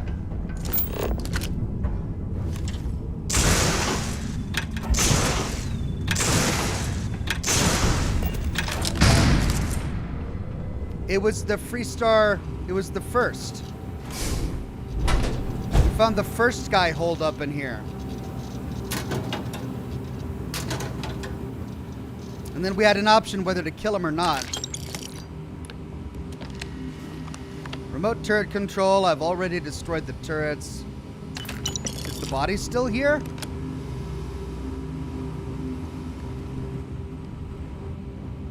No, the body's gone. So had I been here before, you'd think the body would still be here.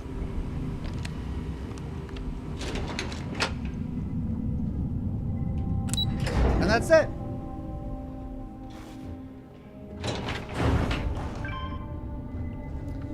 Huh.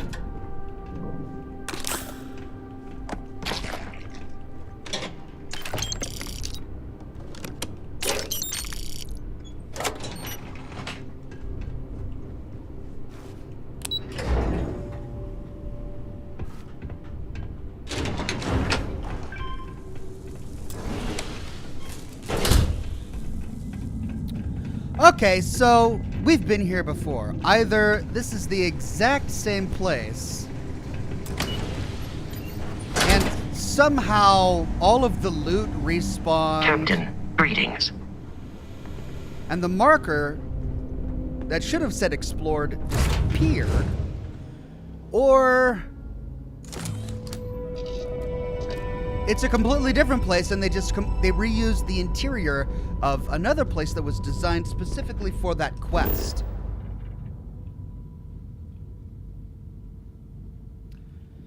I've been to the Bonner system before. Is this the same place? I don't know.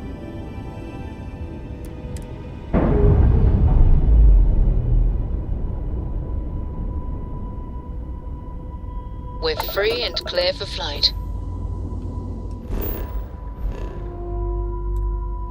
It still doesn't say explored. Okay, it must have been the same place and everything inside just respawned. That's got to be what it is. But wait, what's this ship now? Orbiting Mir 2. Was that there a moment ago? Jesse Caswell says that is the same place. Okay, so everything respawns after a while. I didn't realize that. I know it's that way in Fallout 4, but I didn't realize it was that way in this game as well. Jam and Cohen says it is the exact same place. The loot resets after a while. And all the locked doors, apparently. Okay.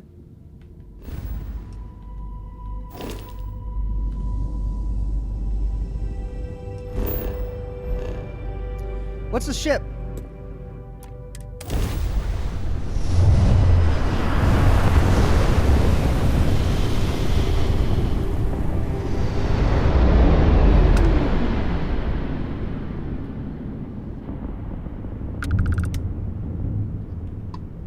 A Derelict Nebula.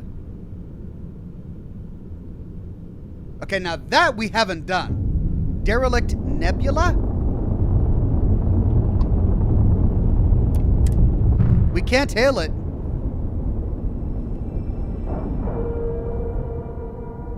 Was that in orbit earlier? I didn't see it there. Lack of love.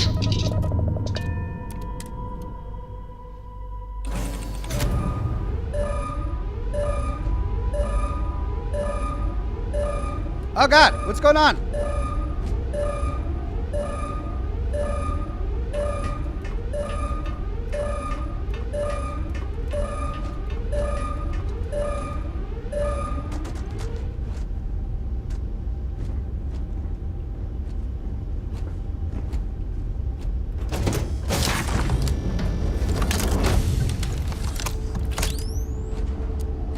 I see baddies. It's a good thing I've got stealth lasers. My sensors are picking up suspicious activity. I am open eye. Catastrophic damage.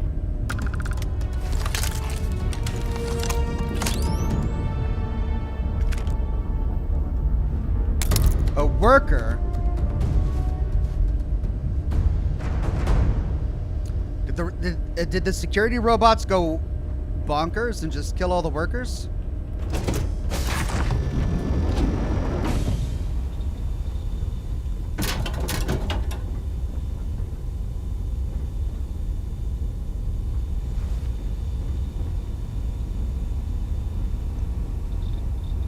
some religions say our lives are circular. Well, I hope the next time around, we're just as close as we are now.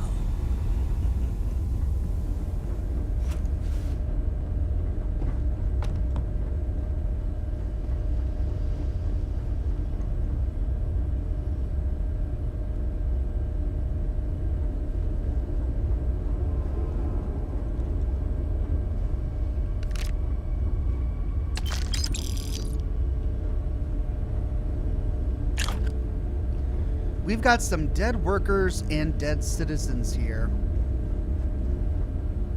And security that is very hostile.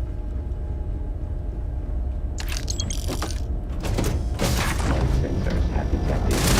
I am unable. Repair not possible. His name was QWERTY. His name was QWERTY? Riley Owentyre's Slate. Oh, Aniwer. Riley Aniwer's Slate.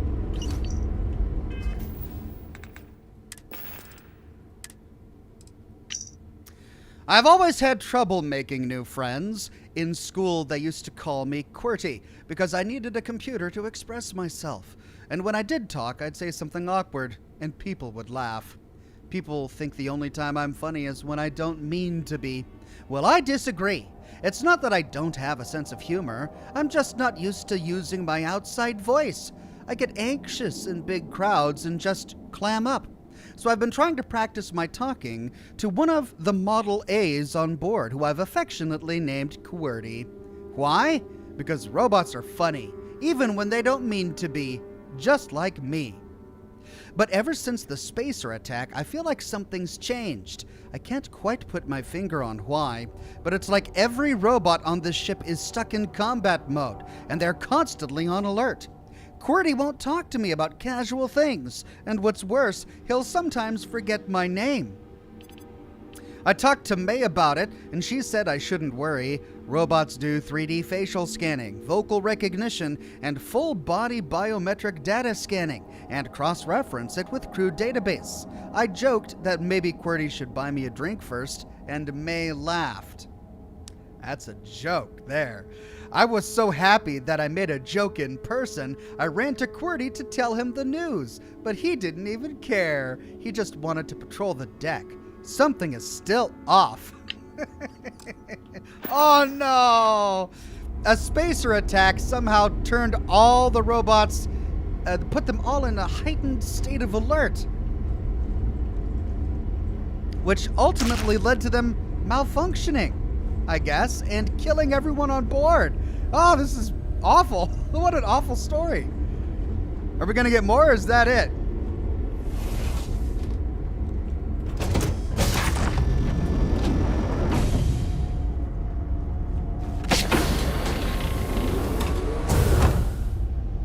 Sybil May. Sybil May's Slate.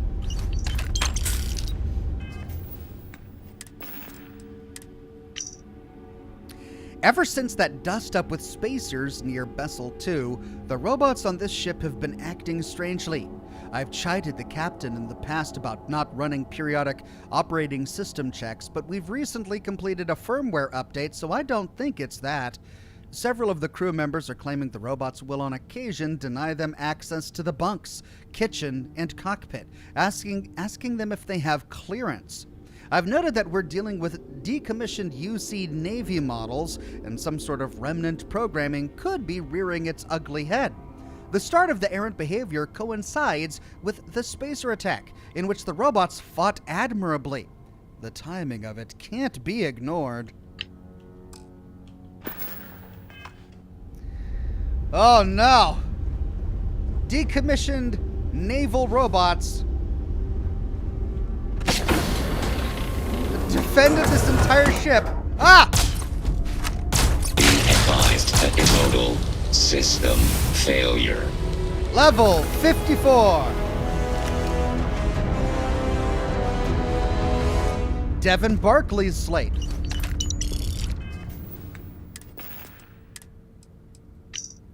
For the love of God, what is the deal with these freaking robots?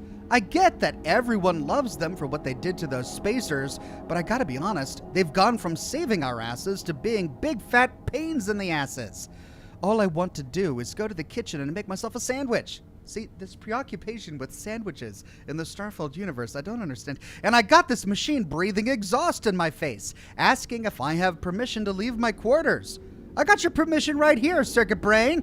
And if you try to boss me around again, I'll slam it right through your glass eye. Well, that didn't appear to work out too well for him. Yikes. Up we go.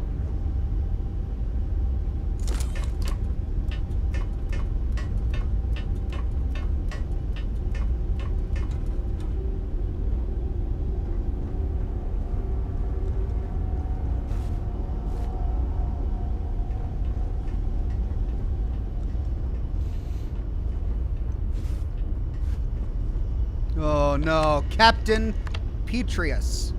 Frag grenade. The captain's computer.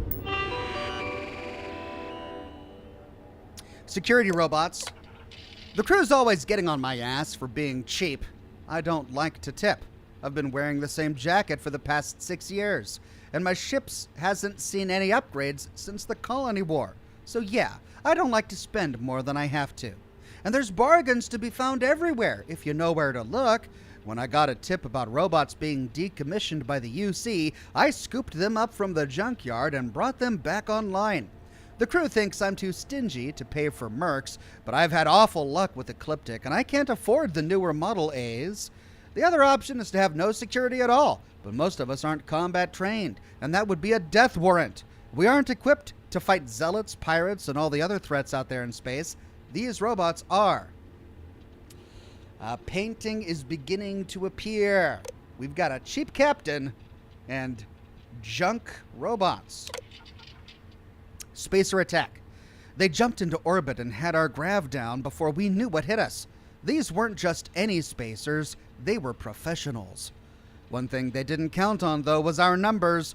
Only 3 of them bothered to board, and when they did, they met an entire squadron of ex-military robots ready to hold the line. Anyone who doubted whether these old refurbished machines could do the job isn't saying anything now. Would it be out of line to say, "I told you so"? No need, I guess, but I might tell them a cred saved is a life saved, because had we splurged on some fancy Ecliptic mercenary, it wouldn't have been enough. Crew is jealous of the robots. I've got crew members claiming the robots are glitching, but they seem fine to me. Just a little jumpy, and can you blame them? As for the facial recognition, I think it has more to do with the crew's hygiene than any failure on the robot's part. Barkley looks more like a hobo than an engineer. May wants a robotics specialist at Drone to look into it, but I can't imagine that would be cheap. We need to prioritize the ship repairs. Given the damage to the grav drive and the shields, any robot maintenance would blow us past our budget. And finally, dead crewman. We're in trouble. Barkley assaulted a robot, knocked his glass eye, and it not only killed him, it turned the whole group aggressive. The machines have flagged the entire crew as hostile, and now every single one of us is a target. Using the intercom, I instructed the crew to stay in their quarters until we can find a way to disable them. May is trying a remote hack in hopes of finding a kill switch, but I don't know if we have time. I can already hear them marching towards the door. Now that's the story. I liked that. That was really fun. It had everything, sure. A spacer attack, fine. But an entire story about a cheap captain buying decommissioned UC robots and then not paying to get them upgraded and repaired, and then them responding to a spacer attack, and then the crew being anxious about it, and then the guy being so frustrated at being tailed that he attacks them, which turns them all hostile. The entire story is there, no questions left. I love it. And there's the pilot seat. Can we take this? Can we take this entire ship? This ship has been rendered unusable, it says. Inoperable. Oh, come on. Can't I fix it? I can't take the ship. Oh, come on. Why? I just want to take the ship. Oh man. Well, I'm so glad we stopped. That was totally worth it.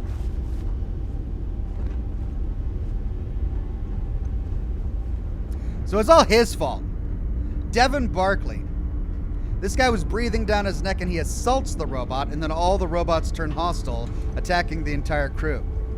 Well, I mean, it's really the captain's fault for not upgrading them. For buying a bunch of cheap robots. But yeah, combined faults here. Oh, everyone's dead. Poor guys. It's a sad story.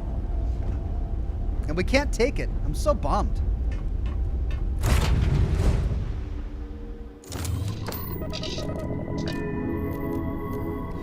Kimosabi says not checking the cargo hold.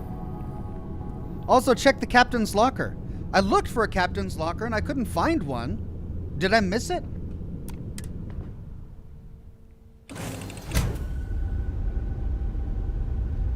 I didn't see a captain's locker. And I don't think there is a cargo hold. Like, we're at the docking section of the ship.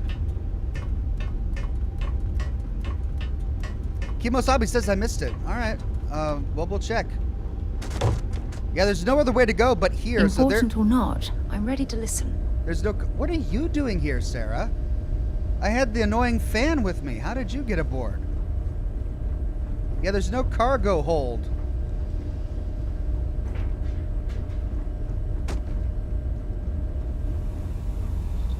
This is the science lab. Kitchen. Dining room. Crew quarters. Storage. Then we go up.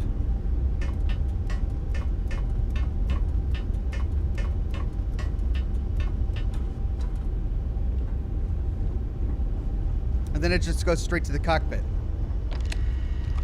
Oh, you're right. There is the cargo hold. Thank you. Thank you very much. Is there a captain's locker as well?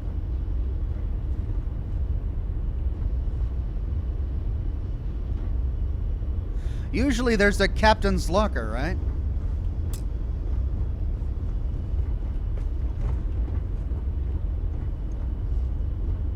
Okay, well, I'm not seeing a captain's locker.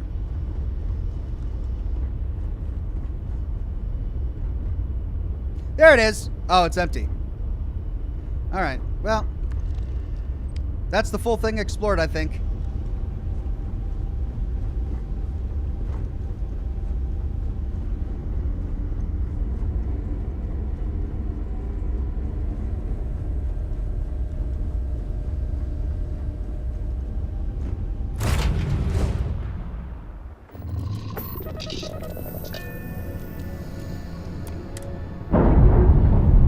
Well, that was great. Give me more like that.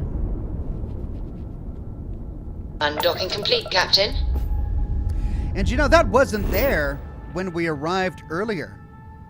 It wasn't in orbit around Mir 2, which leads me to believe that these are also randomly placed, which means we've got a database of statically created ship encounters that are at times randomly placed. So I need to make a list of these as well. So let me... Ships... What was it called?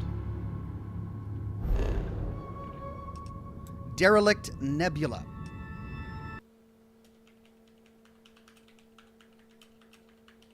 And that had good lore. That was a good story.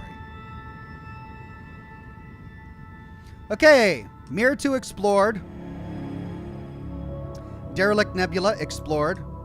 Eklund excavation site explored. That's this entire system, which means we can check the Sakharov system off our list.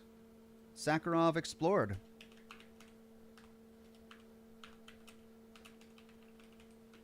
All right, another system down. Back to Alpha Centauri.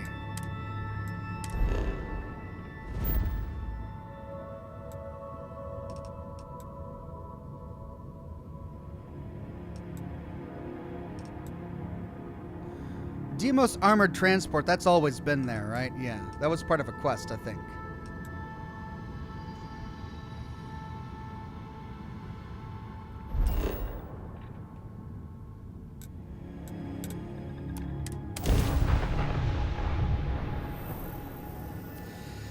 Indigo the Blue Gem says, I don't mean to be depressing on your stream, but I need at least someone to talk to. I've hit a low, a big one, and I have no idea what to do with myself anymore. Any advice? Because I just don't know anymore.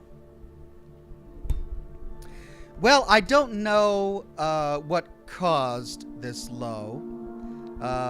But I've had my fair share of lows.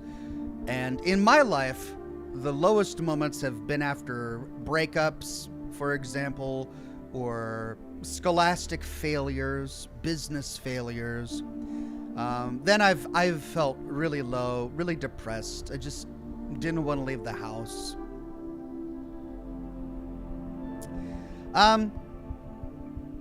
You just don't know what to do with yourself anymore.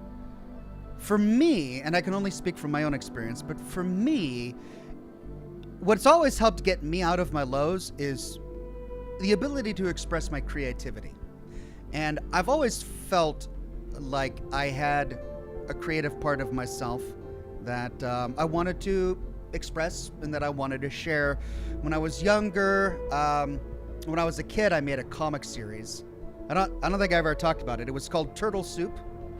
I was young.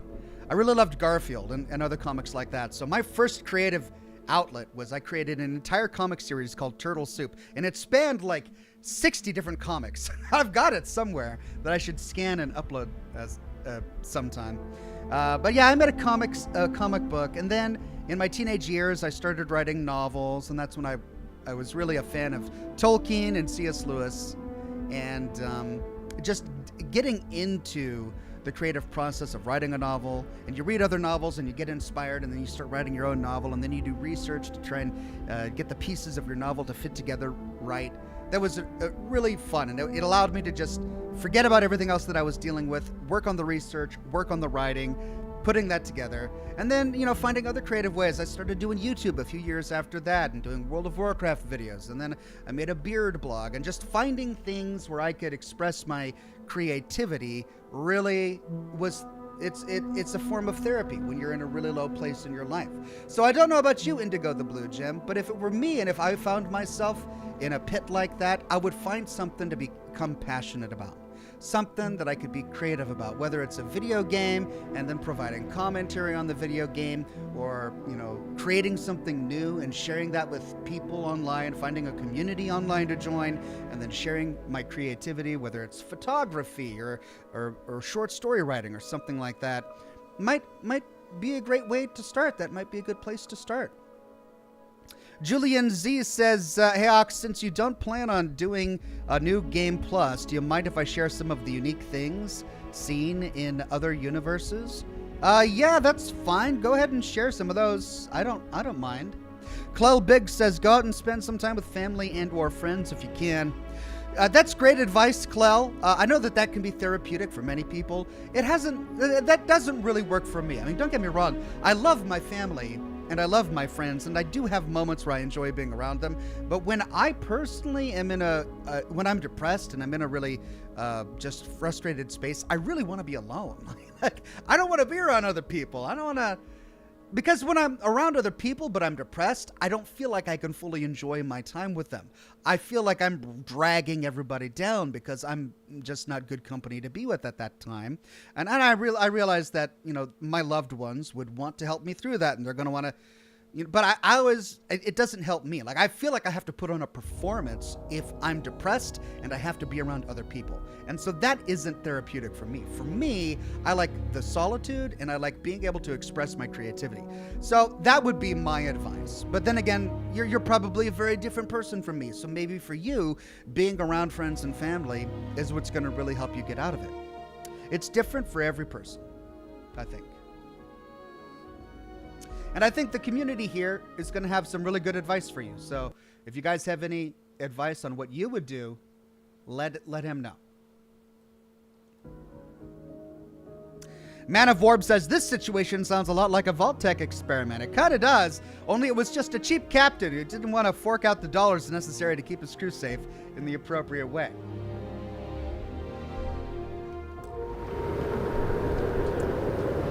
Okay, where were we?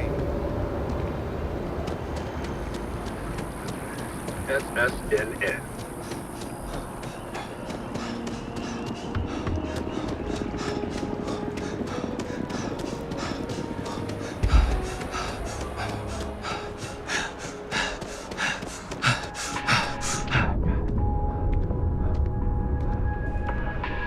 Together we can really make a difference.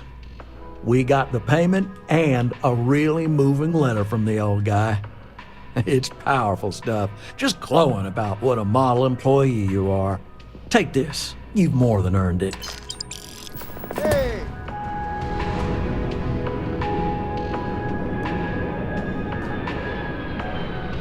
And I got 9,500 for that. Not bad. I got a Good weapon, luck out there. I mean it. which wasn't really worth anything, and then I got a reward of 9,000. So I'm net positive. I'm net positive on the deal. Hell, dealing with you is the best part of my week. Is that it? Is that all the quests for this guy? For every delinquent that's caught, there are so many that get away. Is it worth it? We have to try. Every time someone skips out, those credits just don't go away. Those are credits that could have been a loan for a mom and pop trying to start a hydroponic farm. Or they could take a bite out of our share prices. I mean, all sorts of retirement funds pay out a little less. I know it seems, well, hopeless. But what we do matters. So do you like working here? Absolutely. Gal Bank makes civilization possible.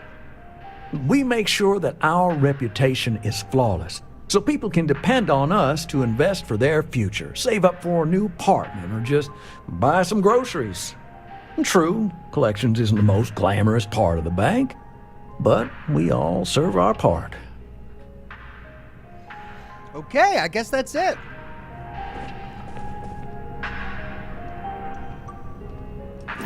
Well, with those done, we need to find a new system to explore. And as I began the program today, somebody recommended two systems, Beta Turnian and Beta Marie. Beta Turnian and Beta Marie.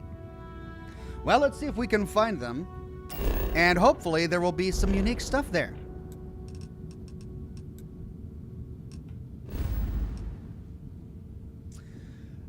Big question is, where are they?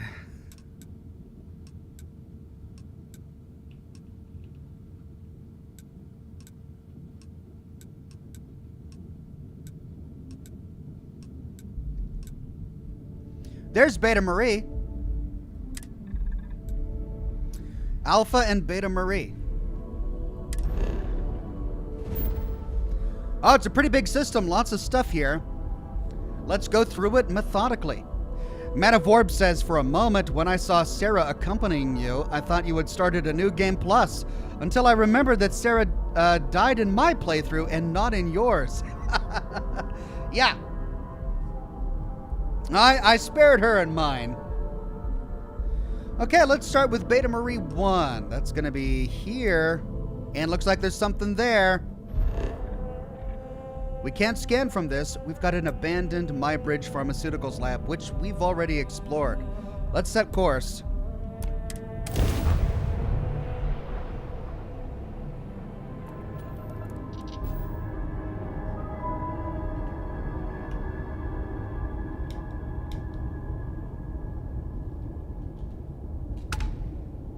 Hold on. My cigar is being difficult.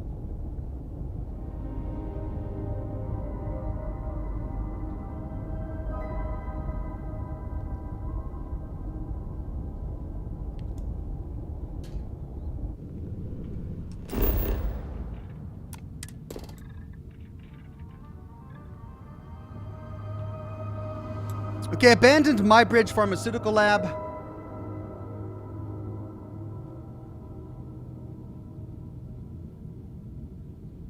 My notes say minimal lore incomplete. Why does it say incomplete? I guess I wrote that because I felt like the story wasn't complete. Anyway, we've been there. Wow, we've got a lot of stuff here. We've got an abandoned farm and a Neurodyne botany laboratory. We haven't done these two. Abandoned farm. Yeah. All right, let's check it out. James Heath says, what game has the best story that you've played? Red Dead Redemption 2, I think clearly. It was just phenomenal storytelling. Every aspect of it. And the gameplay worked to further the telling of the story. So it was just a perfect merger of narrative and gameplay as well.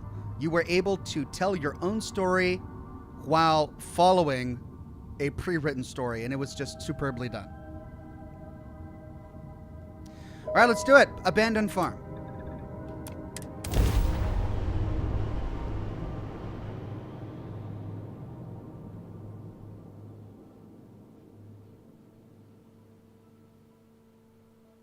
Touching down.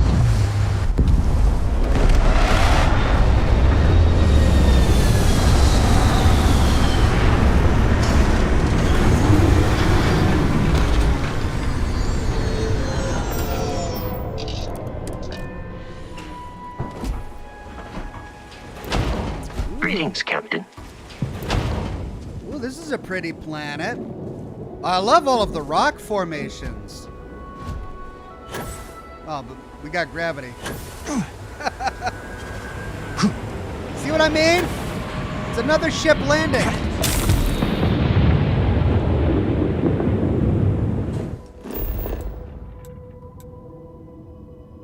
There's the farm. Why are we so far away from it? And a ship just landed over here.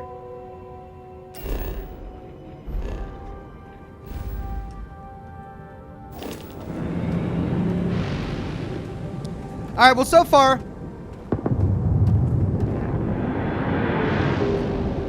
all of the ships we have found have been really disappointing. Structure. So I'm not going to go for the ship. There's the farm.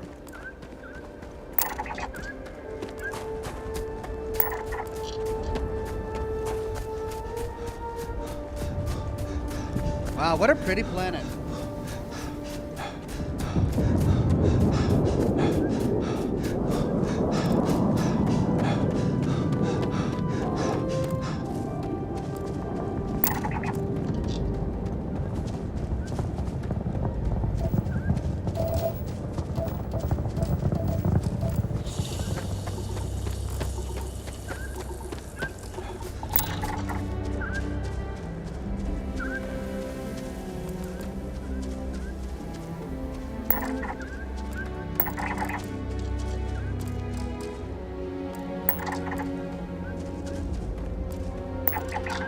These are huge plants.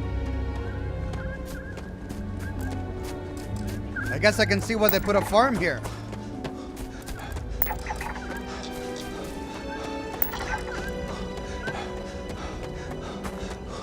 Whoa. Wow, this is a sprawling farm. Holy cow.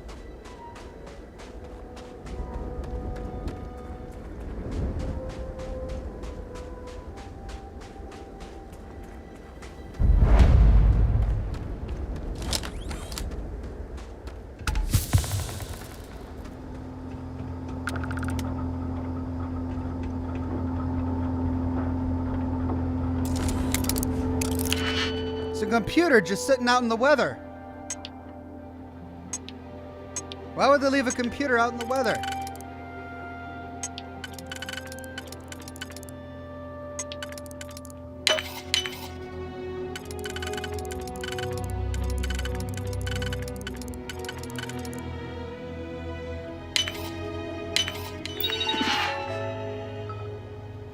Robot control. All right, let's update friend and foe, recalibrate, and activate.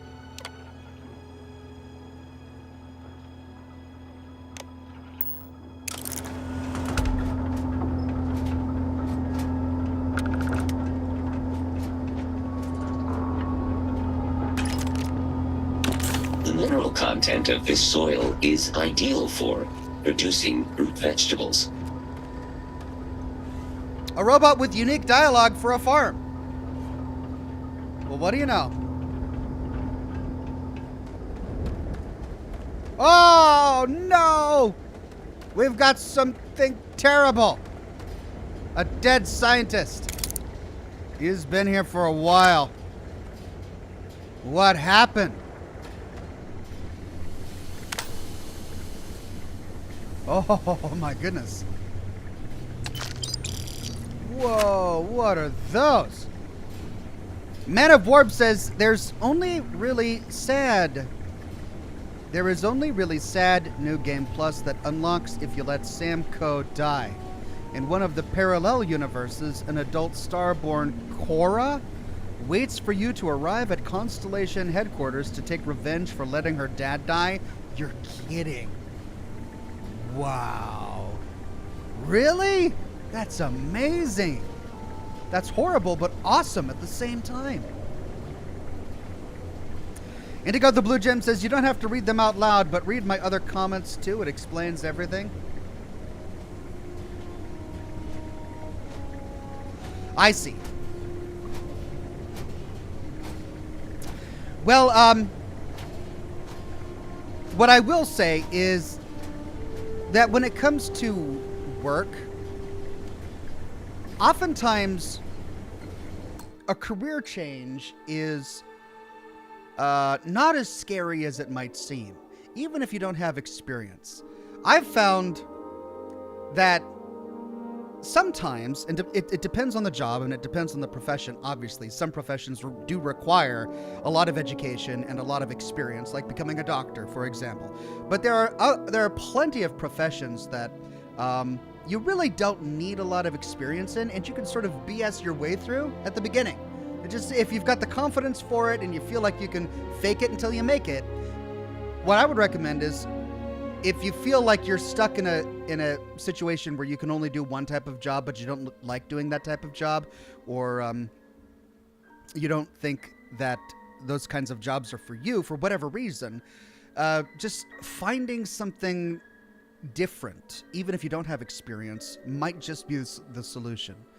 Going on to, and I know that it's a really horrible time to be looking for work. It is. The job market is rough. It's an awful time to be looking for work. But there are jobs out there that you could completely reinvent yourself and start a completely new career. If you're in a spot like that, you could see it as an opportunity to just become something new and something completely different, rather than feeling like you have to start from scratch to rebuild what you had before. Don't try to rebuild what you had before, just build something new. Julian Zia says, all right, some of the weirder New Game Plus variants I've seen is when you arrive at the lodge, it's just being full of children telling you that you're the last surviving member of Constellation. That is bizarre. Interesting. It's kind of making me want to see what sort of things might happen. Julian Z says another funny variant is one where Sarah Morgan is just a plant. And it's literally a succulent sitting in the lodge named Sarah Morgan. What? Could I save right before going into the Unity and just farm those? Head to the lodge over and over and over again to see what I get? That sounds really interesting. I might do that. Retro Wave says, I'm 30 and I just started a new career in trucking. You can do it. Actually, trucking is a great example of that. I had a friend who worked at Microsoft for 20 years. He spent 20 years working at Microsoft. He really enjoyed it while I was there, but after 20 years, he said, I'm done. I want to try something new. And he became a trucker.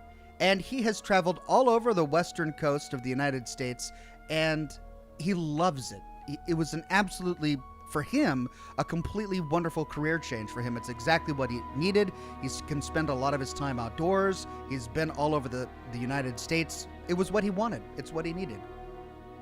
So yeah, career changes don't necessarily need to be that scary. Though I do understand the fear. Well, what happened here? I'm hoping for a good story. We've got some very unique plants here and a bunch of dead scientists. Let's piece this together.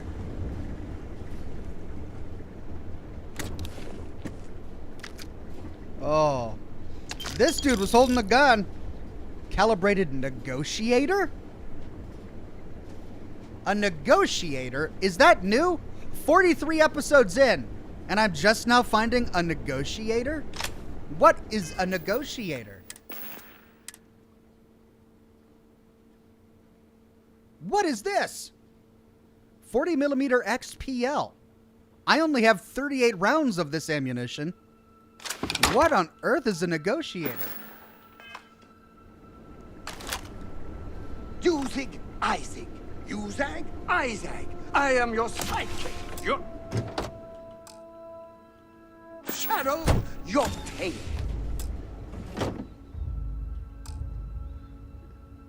Tony J says it's a grenade launcher. Really? Wow. On a farm? Why would a farm need a negotiator and all of this ammunition?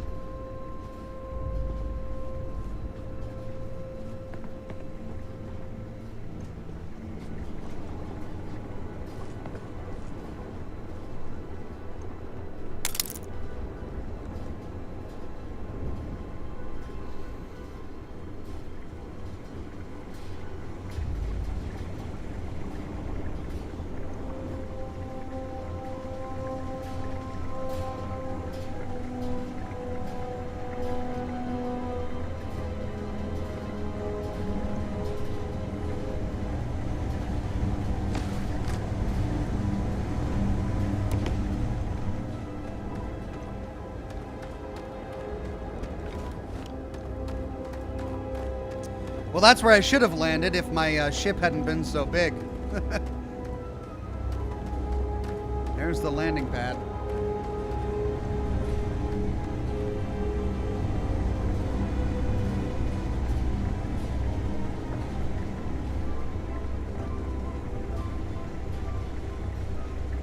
More dead bodies just strewn about.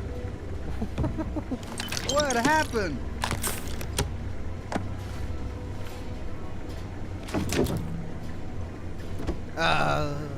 It's safe.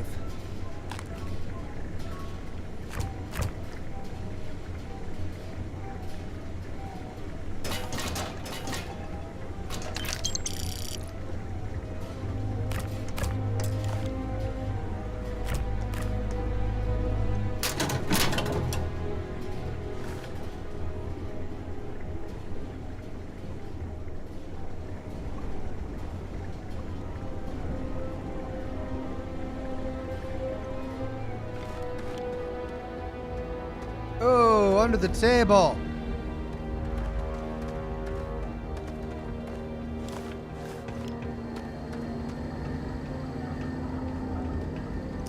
Crap, I think the sun is setting.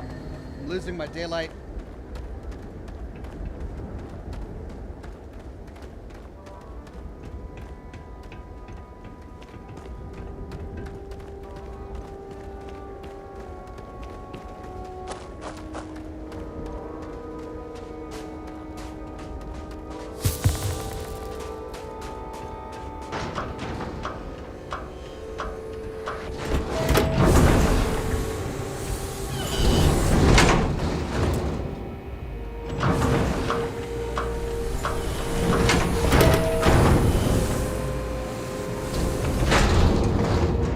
Well, whatever killed them was thorough.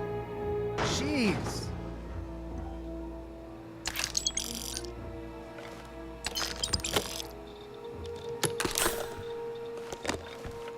Marie Tikov, Journal 1. This is lead botanical researcher Marie Tikhoff. It's now been 15 days since initial germination. Our theory has always been the same.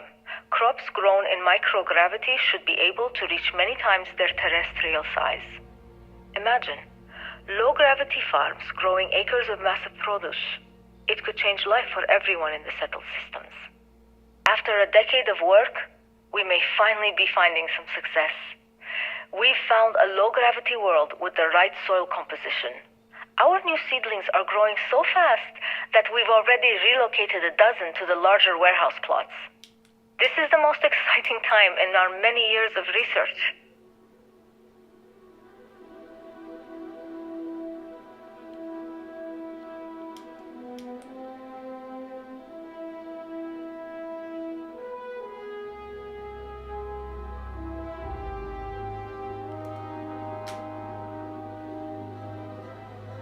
Okay, great story. The only problem is this isn't a low-gravity world. What's the first thing I said when I landed here? I was like, oh, it's got regular gravity, because I kind of wanted to jump around. This is a regular gravity world, and yet they put this location here? This is the problem with the procedurally generated location thing. Like, this is a really cool planet, and this is going to be a really cool location, I can tell. But it's not a low-gravity planet, which makes the lore of this location not make sense.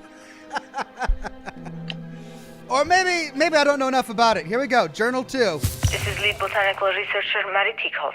It's been 44 Whoops. days since initial germination. Our plants have begun to fruit, and the results are truly spectacular. Our largest fruit samples are over a meter long, with nearly 10 times the normal nutritional value.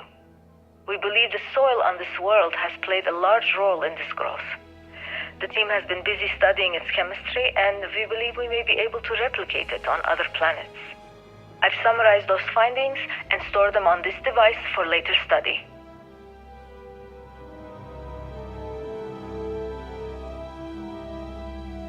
Julian Z says, Ox, missed my last super chat. Sorry, Julian. He says, another cool variant is one where Barrett wants powers like you and gets them, so you have you and Barrett as a companion, and he can use the same powers you have. Now that is cool. Journal 3. This is lead researcher Mary Tikhoff. It's been 48 days since initial germination. Multiple members of our team have reported spotting local wildlife on the horizon. This is troubling. We chose this location believing it was barren. Most signs of life were on the other side of the globe.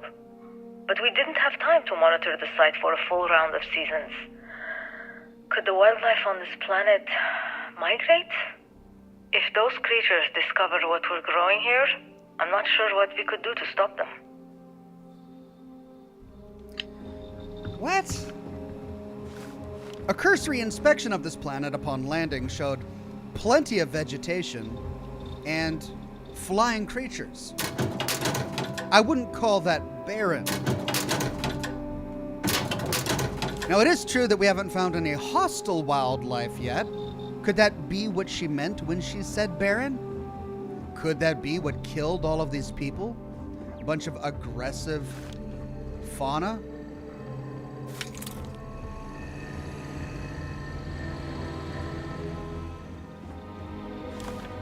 I hope we learn more.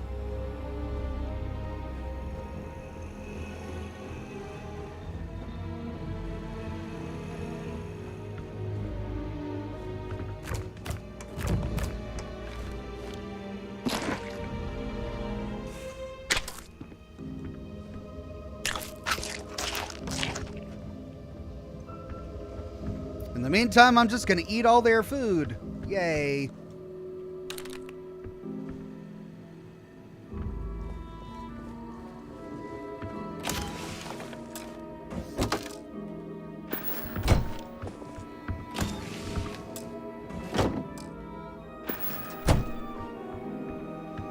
Okay, that leads back outside, but we've got an upstairs here.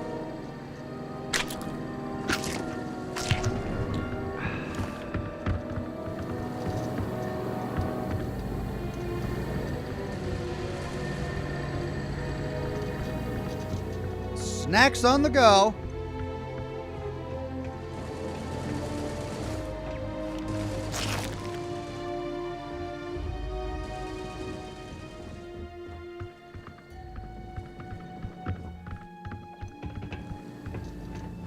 Oh.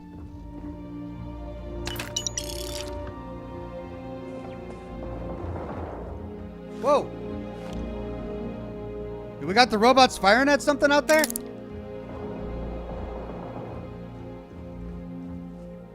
Is it nighttime already? God.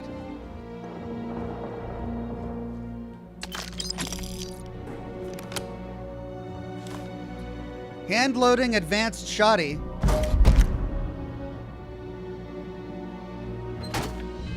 $162 though.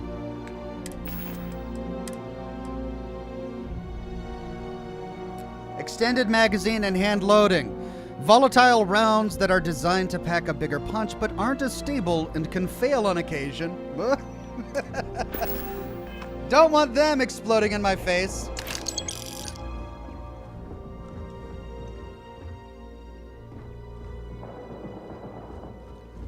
Oh, what is all that gunfire going on outside? What is going on? Well, thank God I activated those robots.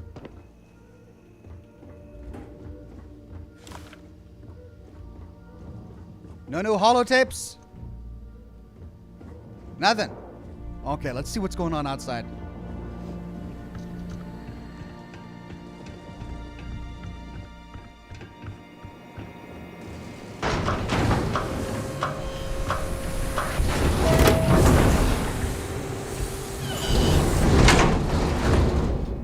That was it. Sure. What's going on?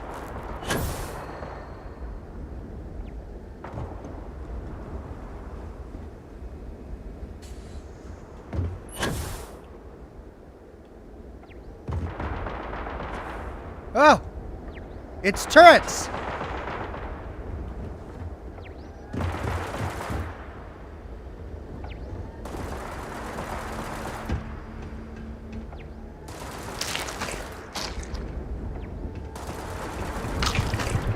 Well, we don't want those turrets firing upon us.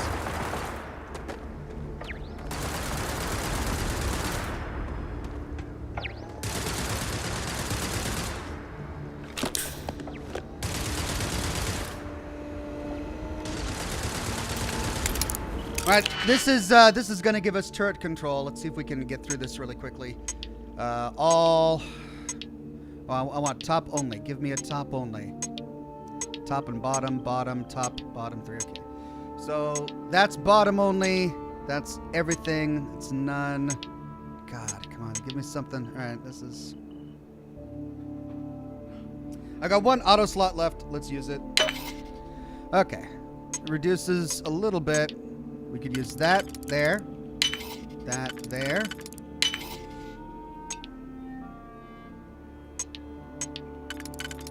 Could use that there, and then...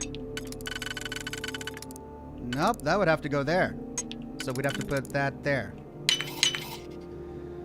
In which case...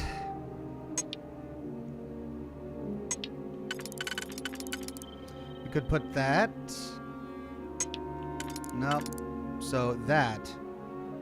Oh, but I already used... Ah, crap.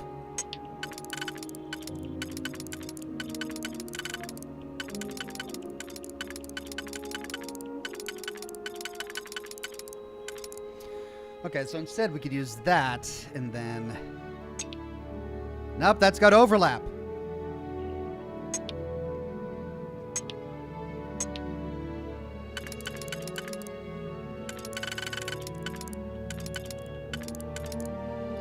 Okay, that and that, which would leave... Oh, that's got overlap as well.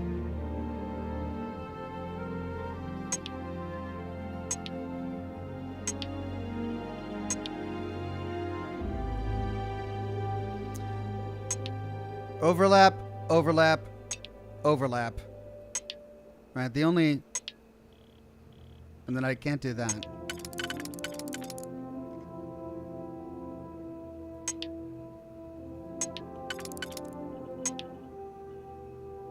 If only I had a single left, but I don't. I used it. I was too reckless. Why did I do that?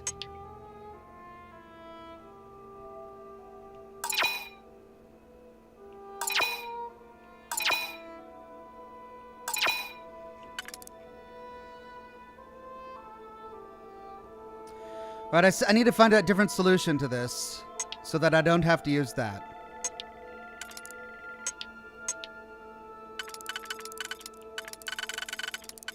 I could use that, but then I also need the single. But if I use that, then I can use that. Then I can use...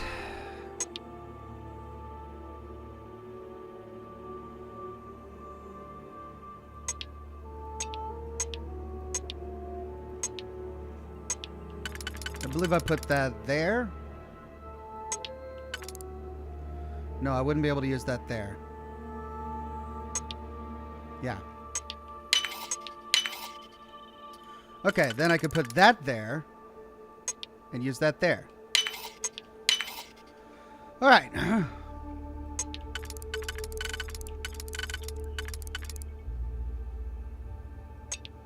Oh no! The one I used is the one I need.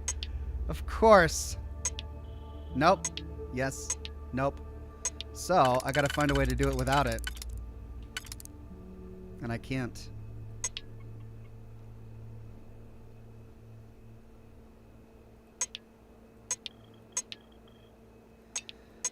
Oh, I ruined it.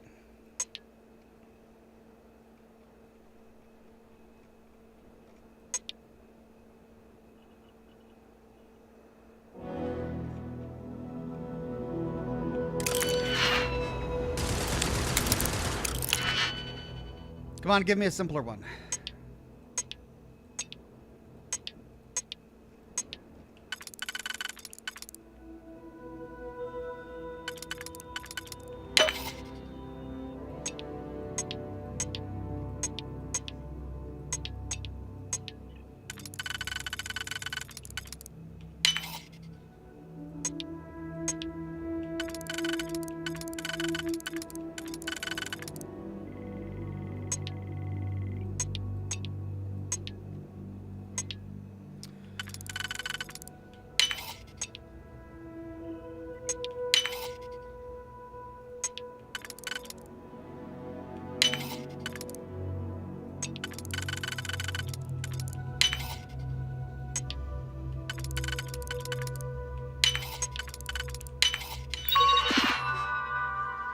Turret control. Let's update, recalibrate.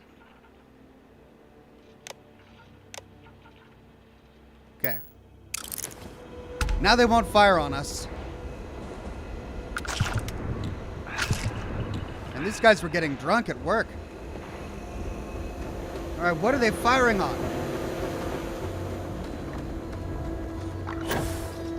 How dare you! It's the birds.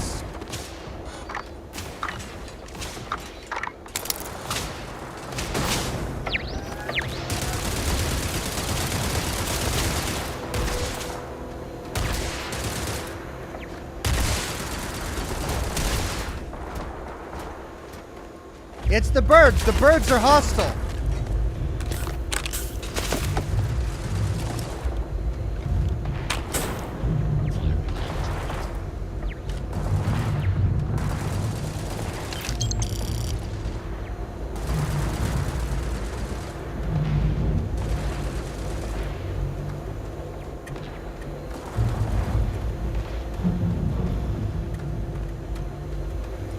Man of Warp says, when you started saying yes, no, I thought you'd sing that song from Cyberpunk.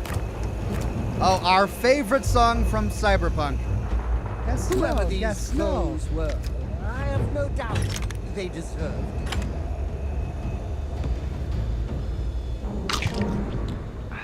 it. Man, everyone is eating Cabernet Chunkington, alcoholic cubes. I guess you gotta. Well, I can't use a grenade launcher on flying enemies.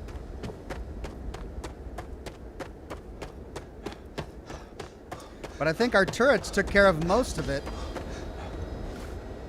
Water, vapor.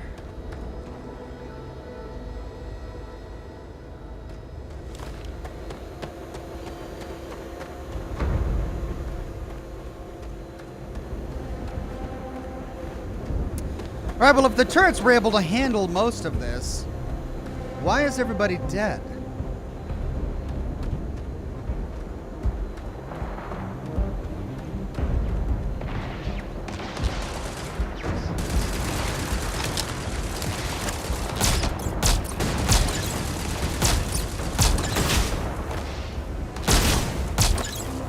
God!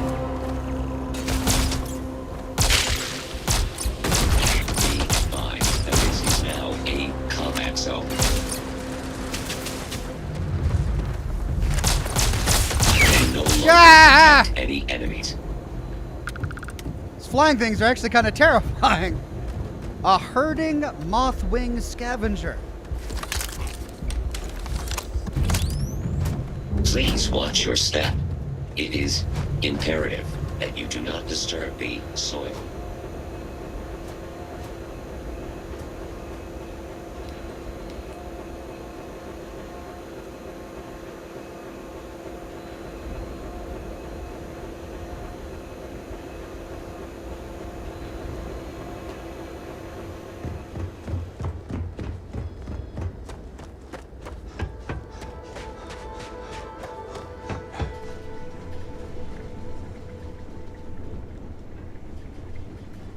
Another big lab. Tiny big.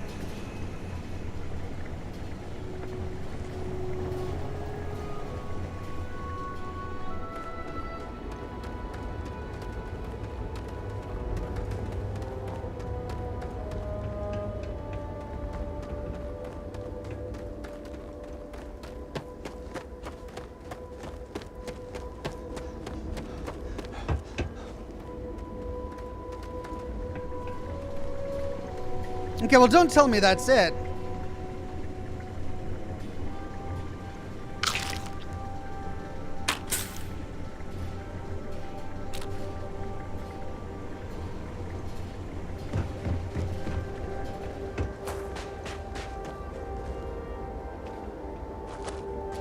It could be that encounter was less terrifying because we had the turrets and the robots turned on, which killed most of them.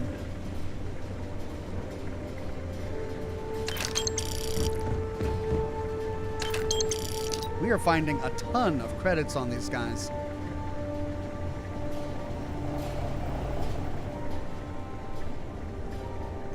Oh, someone was scrambling to get some ammo and guns. Bashing advanced coachman. 243, but the fire rate... Oh. Oh, but it only holds... Yeah, it's only got 2.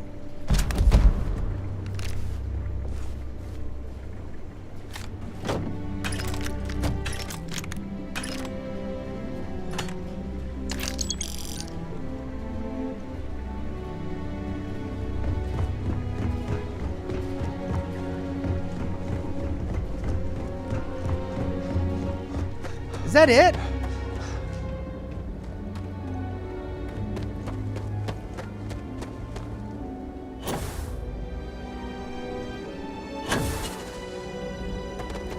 Okay, so a potentially interesting story here. They start growing crops on a planet with lower than Earth gravity. To watch them get bigger, they think it's uninhabited, but it's got a bunch of vicious creatures. Mothwings. That end up killing them all.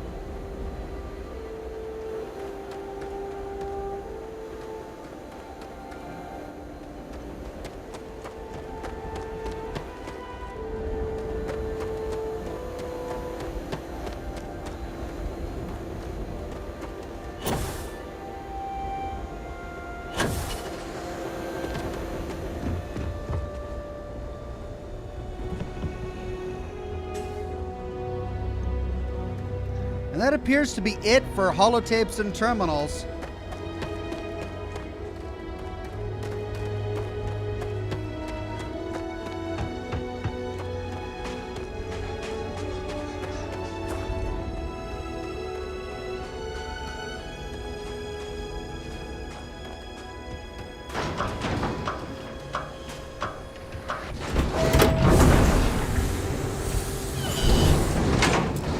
I hear Constellation has been collecting a ton of new things.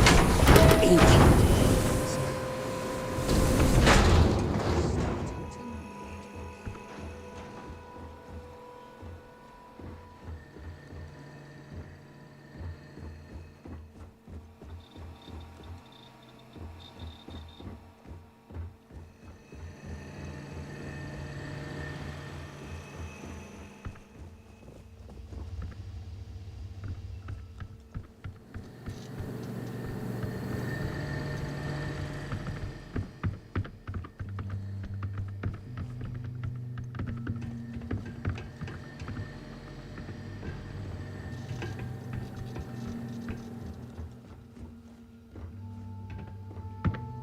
Just double checking to make sure we didn't miss anything, and I don't think we did. We were pretty thorough when we went through here.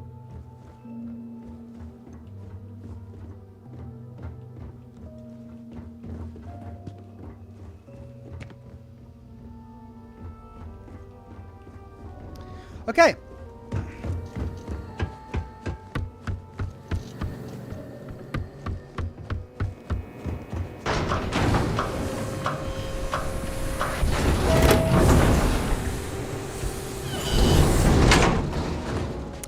Pretty interesting story. I felt like it could have been elaborated on a little bit more. But really interesting location as well.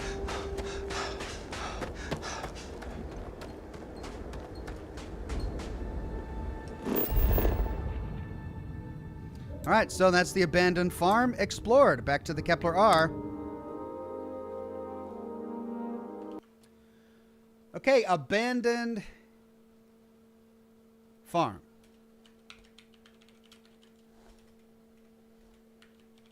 And we'll go lore.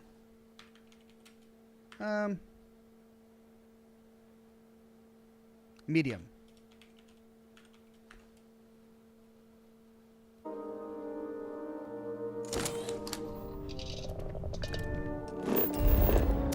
Now, there was another location as well, this Neurodyne Botany Laboratory, which we haven't explored yet. So let's go to the Neurodyne Botany Laboratory.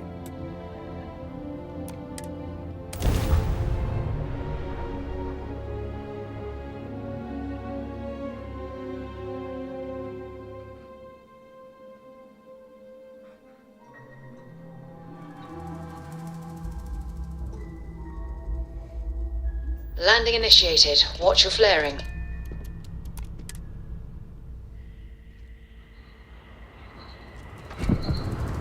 Good day, Captain.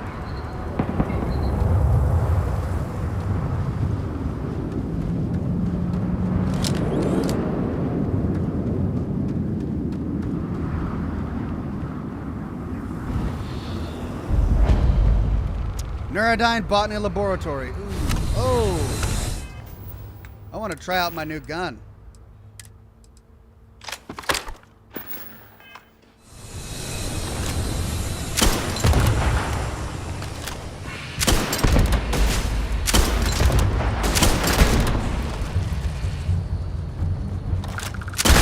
Oh, dear God. Begone, evildoer! You're bruising me!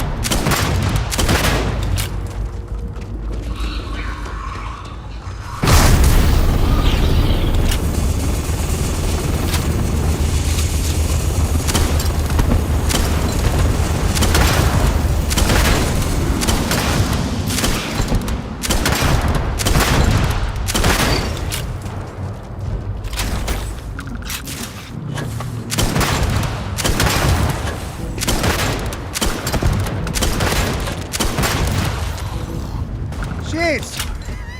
That's swarming guys!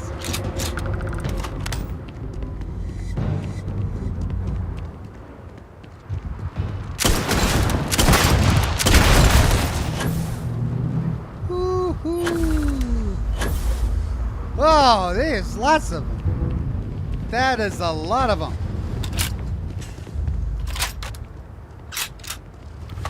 Swarming eggbacks. Ew, these are gross looking creatures.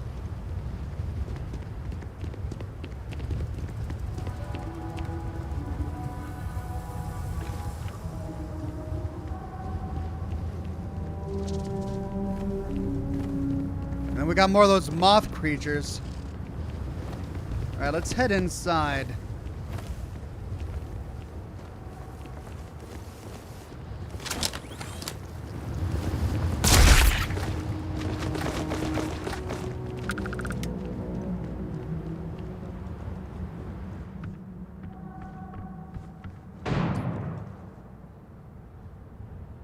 What is a Neurodyne facility?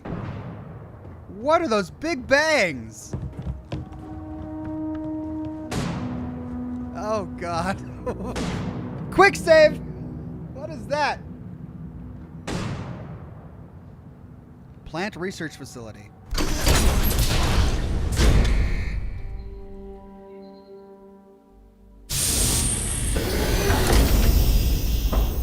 Oh.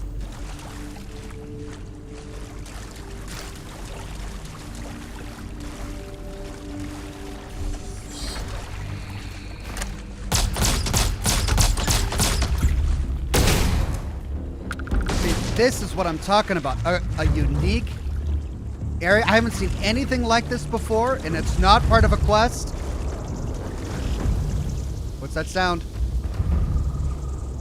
Oh man, where's VATS when you need it?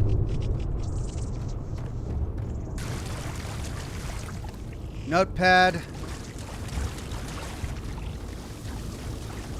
Ooh.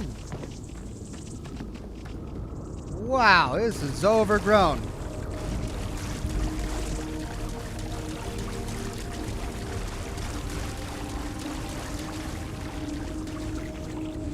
Man of Warp says, in yet another New Game Plus variant, Andrea is a hostile, snake-headed nutjob who has killed everyone at Constellation and is waiting for you with a squad of zealots. I'm gonna have to farm those, won't I? That sounds interesting.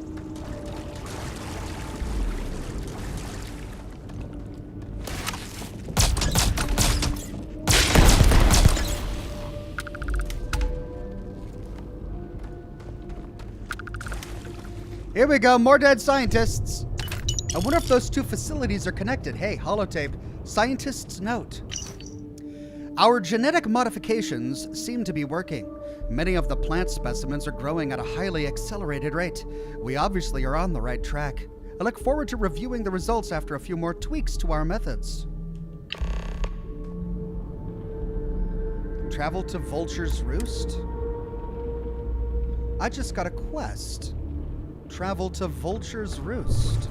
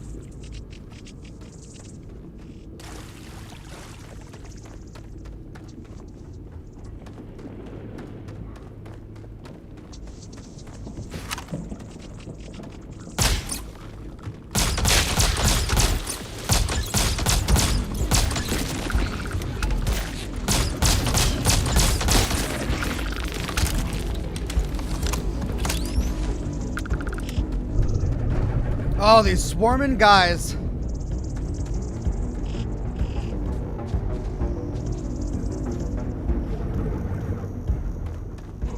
What an interesting location.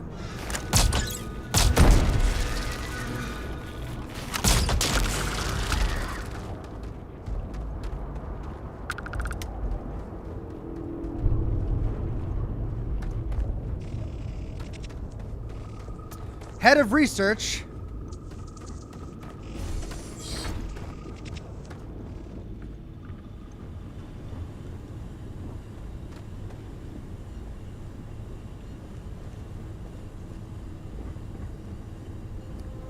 No notes in the head of research office?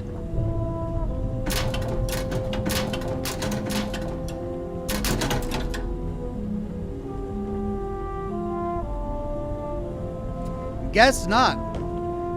Research lab.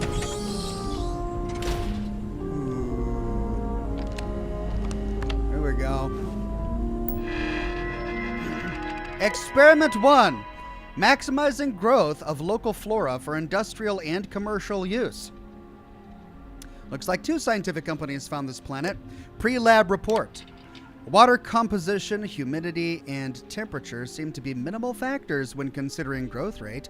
So long as adequate measures are met, fluctuation has little impact, while day length and availability of light clearly influence reproductive season. The variance we see in specimen mass sampled from our different test sites appears to be determined primarily by the diet of local herbivores. This claim is supported by numerous observations. Though results are still inconclusive, we suspect that the impact of their droppings on soil pH, moisture, and overall molecular identity is statistically significant.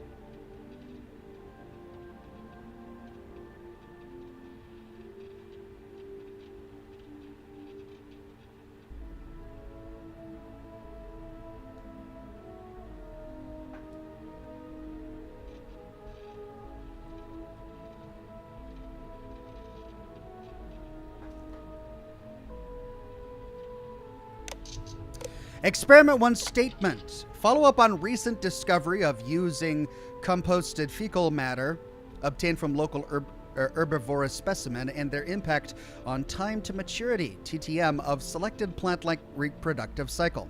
Determine if specific compounds are responsible for accelerated growth or if it is necessary that the fertilizer have the entire nutrient profile. Experiment 1 results. A unique compound derived from sulfonilamide appears to be the key to approximating an ideal biome for this particular specimen to thrive in. When crossing a specific saturation threshold, we see polymerase chain reactions occurring at 3 times the standard rate. The impact on substrate level phosphorylation and consequently cellular respiration is remarkable. We suspect that means the corresponding creature's access to food sources may fluctuate based on local availability. This would explain the potential for such great variety in the size we see of these mature plants in different geographical locations. Remote door security. We can open the doors.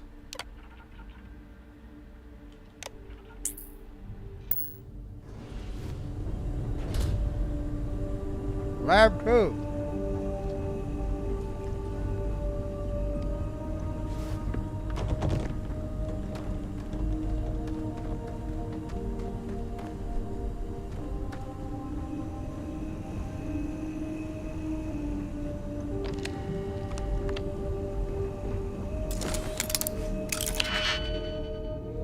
But it didn't open the doors to Lab 1. Fantastic.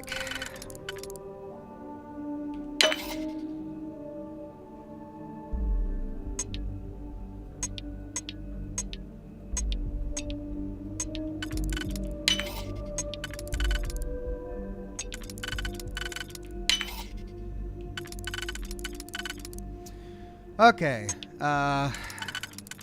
if we put that there,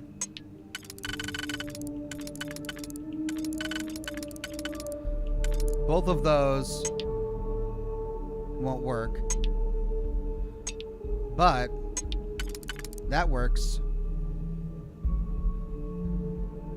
But more importantly, that works.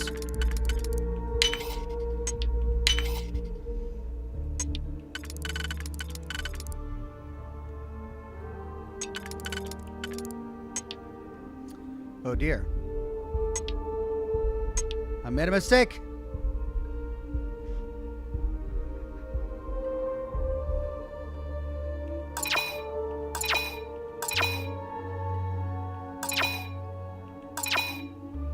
So I can't use that one. If I do, I'll have to use 2 first there, which I don't want to do. So if we put that there...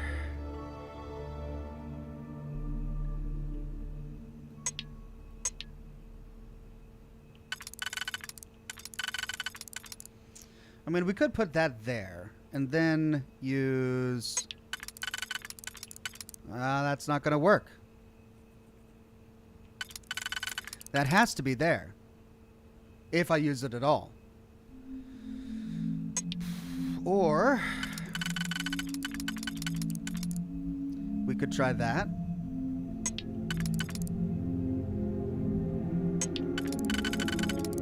that.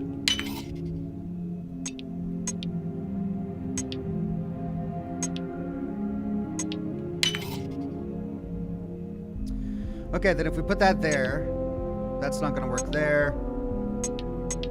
But that would work there. There we go. And then that leaves us there. Oh, okay. Lab 1.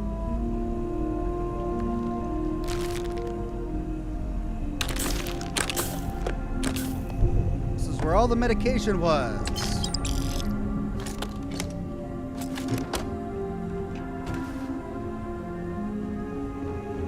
You're looking splendid. Of course, oh kind and benevolent hero. I will accept all that you have. Thank you, adoring fan. You're just the best. All right, let's give him stuff. We don't need that. We don't need that. Don't need that. I kind of like that. I also kind of like that. That was only 140 though, compared to our other Bridger. Don't need that. No longer need that.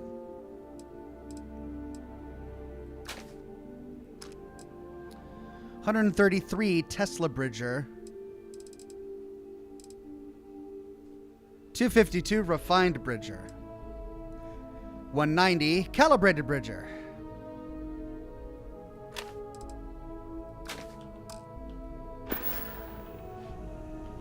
Back to work, then.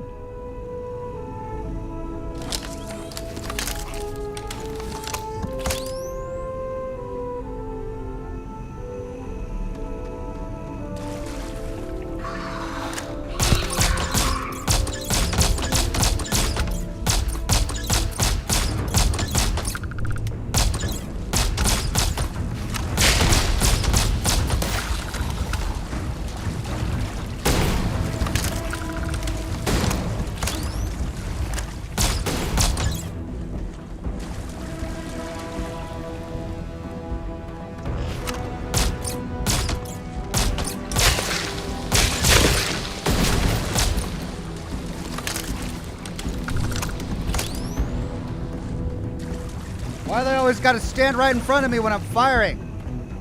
Come on, adoring fan, get it together. I've seen your reflection somewhere and ran to it.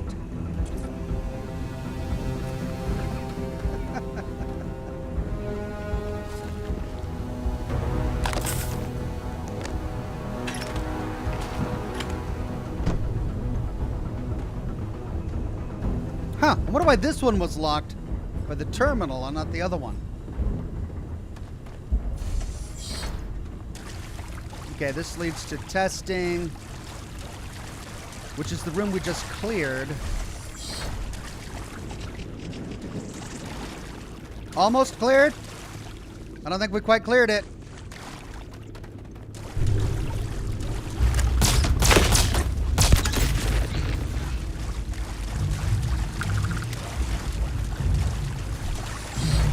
Back out to the hallway, okay.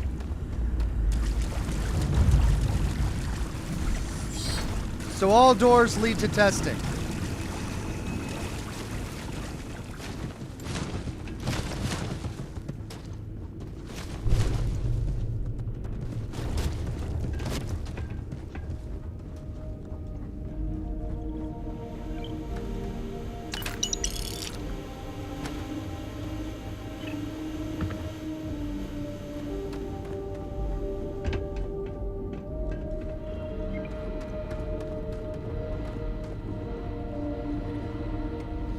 No new notes or holodisks, eh? The Raging Krogan says, Ox, you need to give the adoring fan some love. Perhaps gift him a body pillow to snuggle while you're away? Oh, I think he'd like that. A bit too much, actually. So, how about no? Ooh, dude spilled coffee on his terminal. Uh-oh. Hey, we got a computer. Experiment 2. Hold on. Maximizing growth of local flora for industrial and commercial use. Experiment 2 statement. Further investigate the capability of the recently discovered compound for use in commercial farming, using elevated levels of the nutrient to alter levels of water, light, and temperature. Experiment 2 results. Fluctuations in water and temperature yielded no observable impact on behavior. We have discovered that the compound increases the organism's ability to utilize greater exposure to natural light. Observing the process by taking a tissue sample to examine under a microscope, we appear to have pinpointed the mechanism responsible for excessive growth. Heightened levels of carotenoids were detected, and additional vacuoles had developed in the leaf tissue composed almost entirely of accessory light harvesting pigments. We conclude the bioavailability of the compound circulating within the organism's vascular system directly correlates with growth when paired with an elevated exposure to natural light. This discovery is astounding. Experiment 3 statement. Sulfanilamide bonds with carbon chains in the animal's digestive tract to create a unique compound. We have no means to replicate this process, so we must use the compound derived from our organic source. It'll be extracted and purified through the process of recrystallization.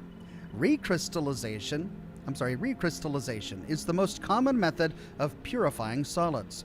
The concept is to use a solvent in which the desired product will readily dissolve when heated, yet is also insoluble at room temperature, allowing the recrystallization. By isolating our compound, we hope to prove our expected potential of this compound and its application as fertilizer for local flora. Please follow the steps in the procedure. It is paramount we adhere to the schedule. Experiment 3 lab notes.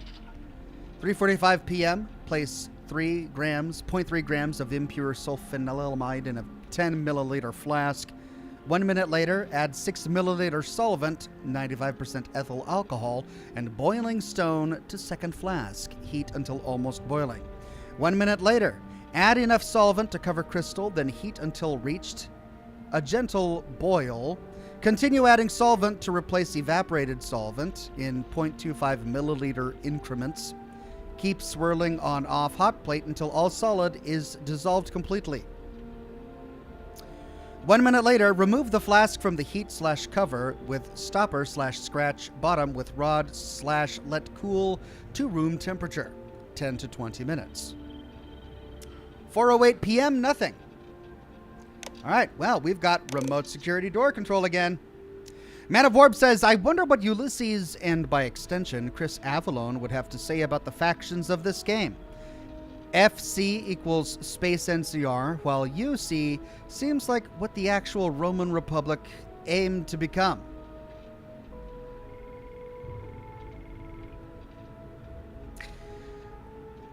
The actual Roman Republic or Caesar's Legion? Because I wouldn't argue Caesar's Legion. But the actual Roman Republic? I don't know.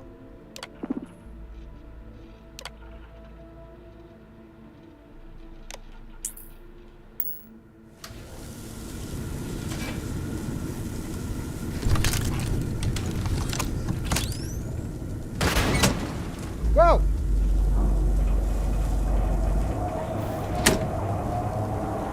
Ah! What did I do?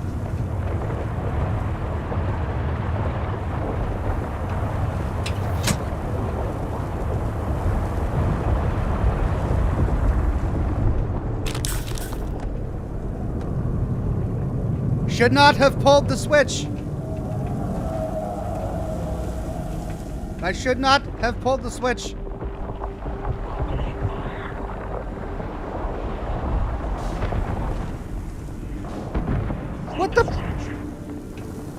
What the blazes is going on?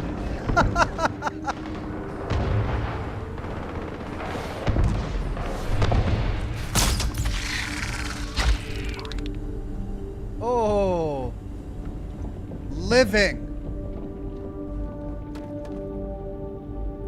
Right. Did the Ecliptic just appear?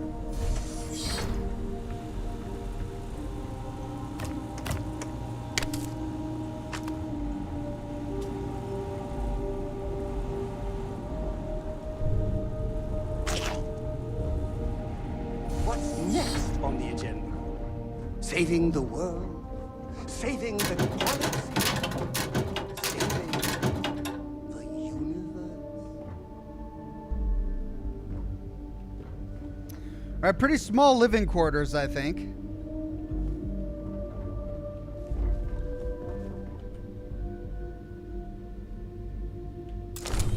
Nope. Nope. Experiment results. I think we've done it. The plants are showing a 200% acceleration in growth. The plants should reach maturity at a rate well beyond anything seen in nature.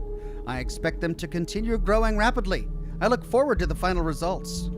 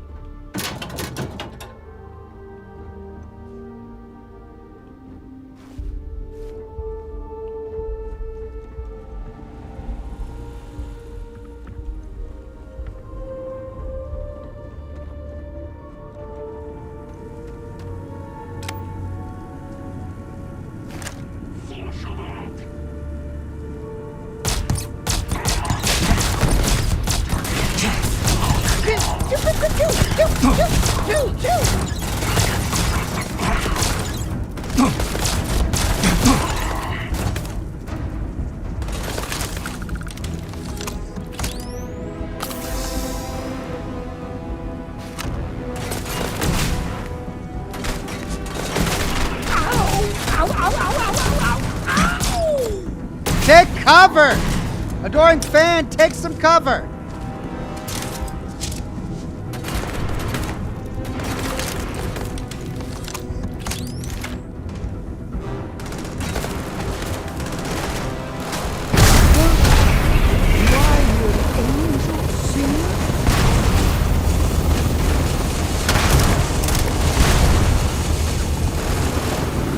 God!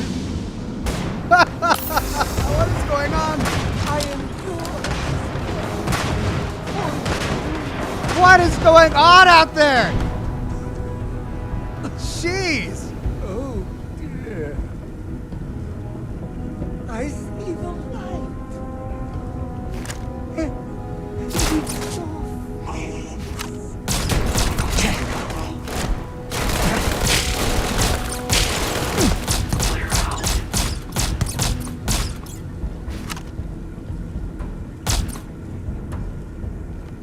I think the adoring fan died. He's like, I see the light, and it's your face.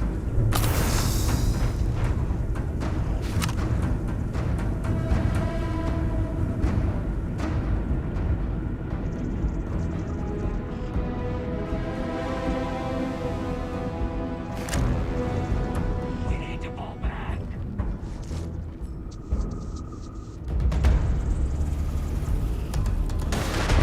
Really? How does he see me? Take down that target. Hostile delivered. I need a diversion.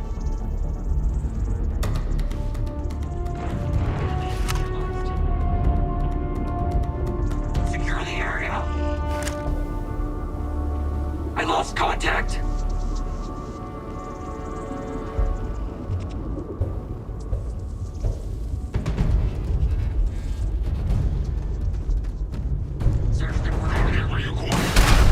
Yeah! What is that gun?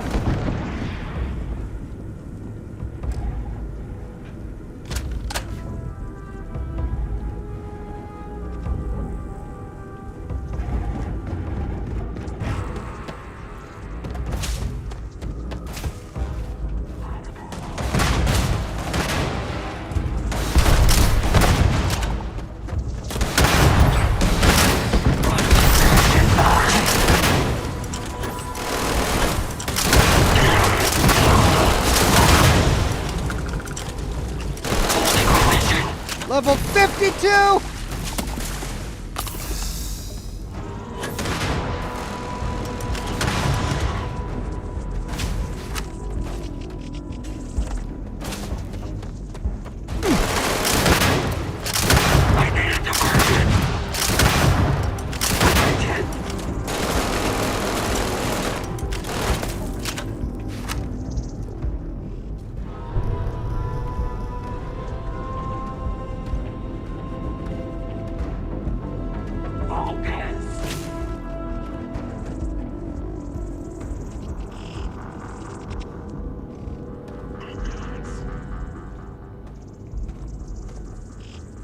Cover me.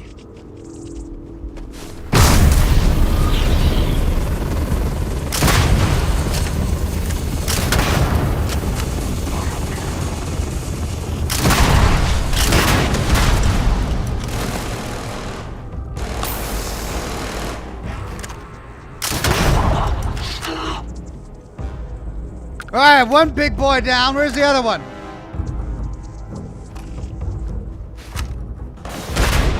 It's up there. Level 70. Freaking, where did this come from?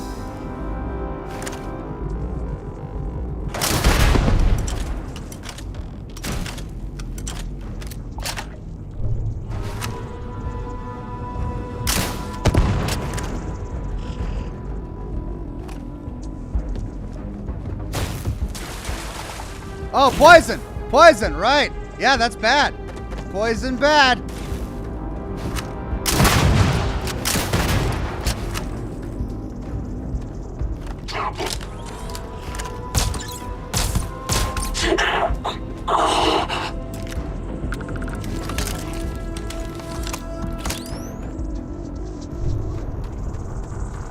Oh, we're back in the big room. I see. Okay. So we went into head of research, but we didn't fully explore this lab. Or this atrium, I suppose is what it is. All right, we got a level 70-something guy up there with a rocket launcher.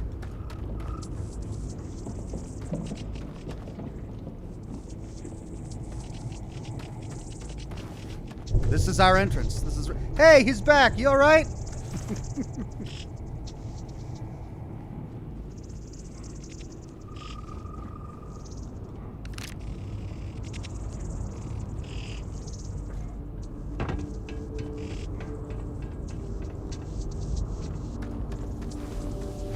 Did I kill him?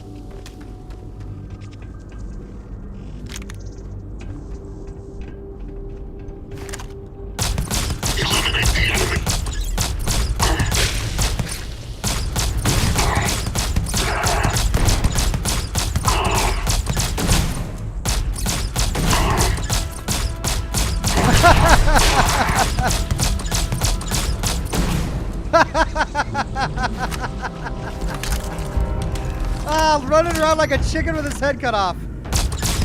Initiating combat. Ow.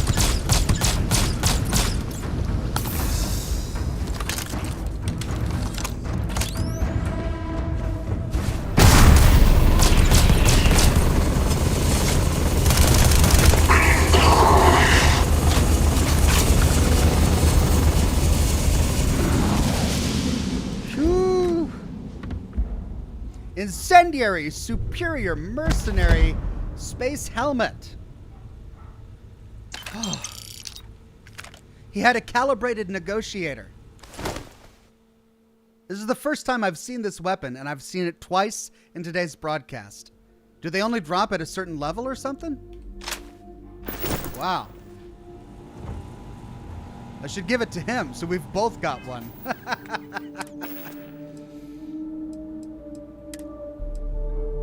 Better?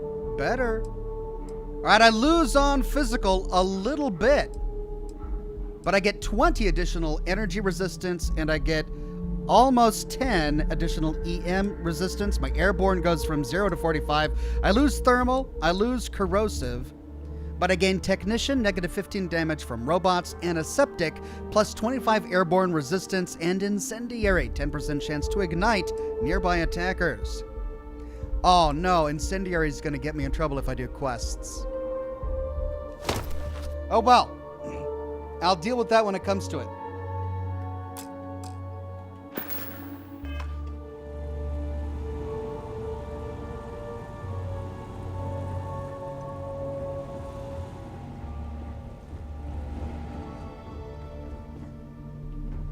So I guess my question now is why? I'm in the middle of exploring a scientific outpost.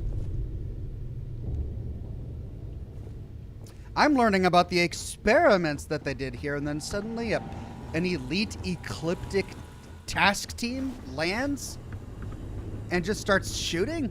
Why? What was that all about? All right, so we came up through here. which wraps around and leads back to this atrium where we first arrived. Oh, that was the dude with the mag shear.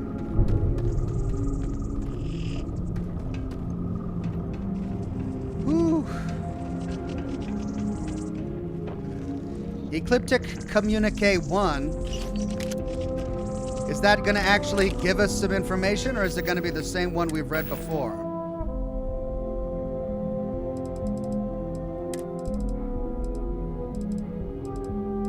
Yeah, I've got this. I already communicated all Ecliptic personnel. Recent meetings with representatives of both the Freestar Collective and United Colonies.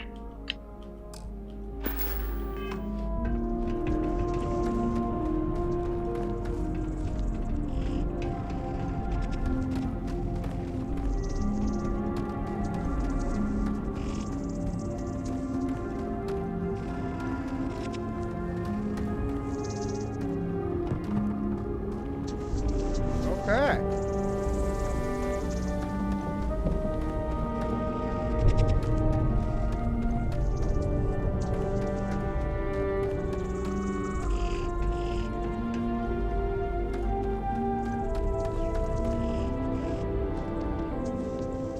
Man of Warp says, in the original Roman Republic, only those who could afford to buy and maintain their own armor was allowed to join the army, similar to how only someone with their own ship can join the UC Vanguard. That's an interesting correlation, Man of Warp. That is very interesting.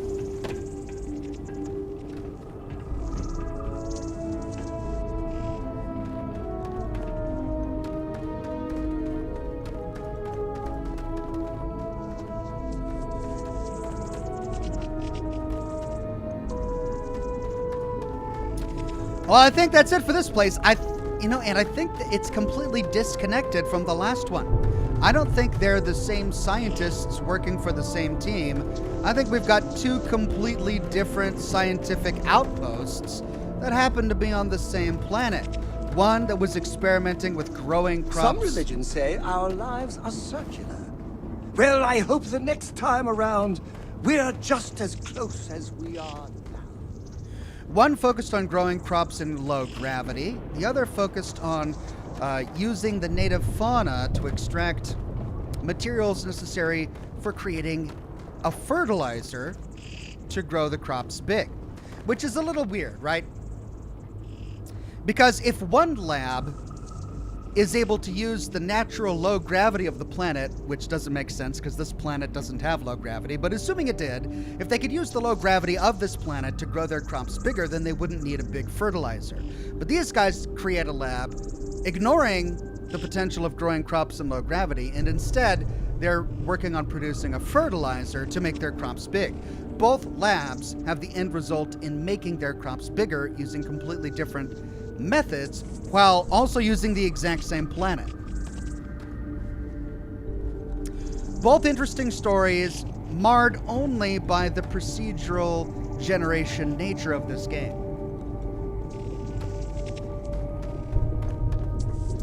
Crosmar says, I wonder what quest you got, if it'll give you any answer. That's right, I did get a quest, didn't I? Yeah.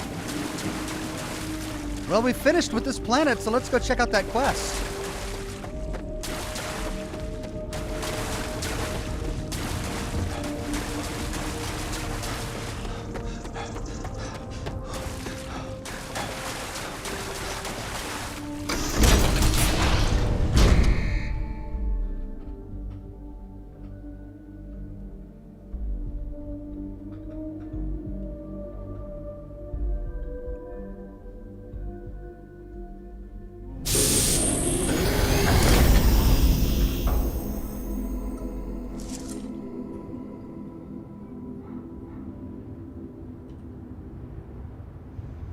Hello.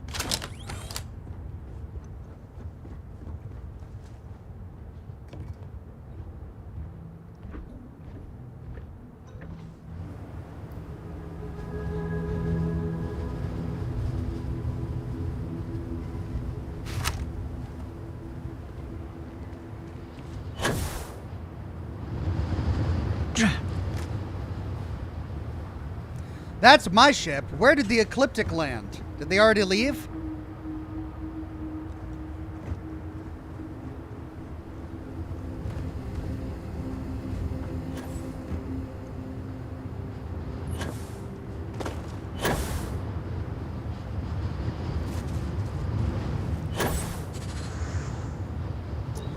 There is more to this facility. We're not done yet. Holy cow, this place is huge.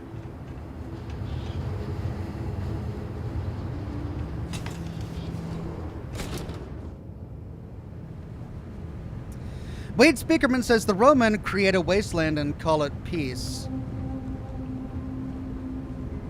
Well, I mean, that's the point of Pax Romana. When there's no one left to fight you, you have peace. Gondro Dim says end of dungeon trunk would be at the top of the atrium. I suppose it would. All right, we've got two computers side by side here. Nothing. And nothing. Right.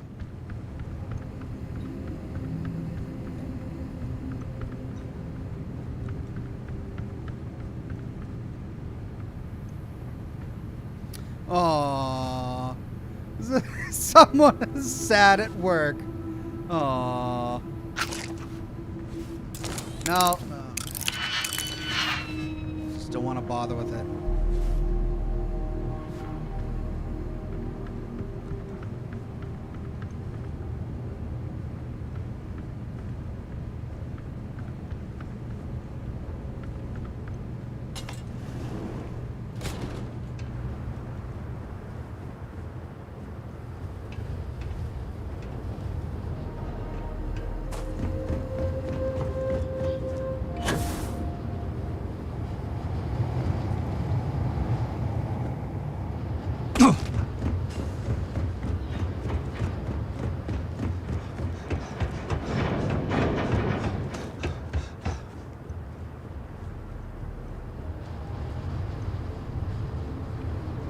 Now, I did see an emergency hatch on the side there. I wonder where that leads. We'll have to find a way inside in a minute.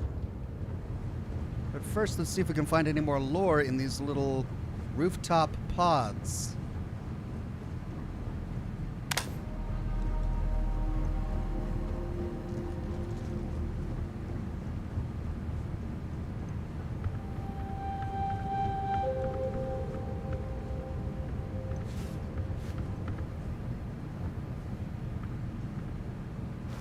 Cyber Runners Cypher 3. Laser weapons permanently do 5% more critical damage. Nice.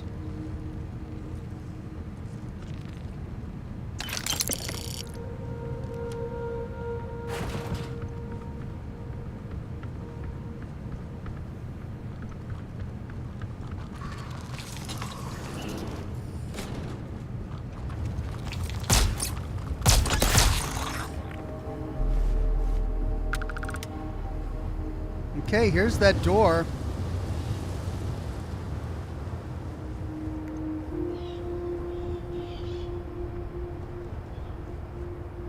Huh. Well, one would think that it would lead inside the lab, but we didn't find a secure door inside the lab that led back outside. So... is that just for decoration, or can you actually get in there?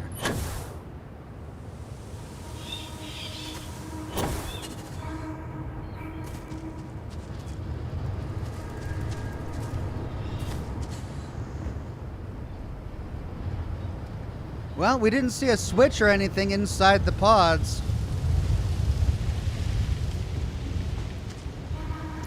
So I'm going to say it's just for decoration. Sparrow says, hey Ox, just wanted to say thanks for a great 44 months and that Bandai Namco statue of the curator from Dark Pictures Games. Just wanted to share that. Thanks for everything and keep doing what you do. Really? There's a Bandai Namco statue of the curator from the Dark Pictures anthology?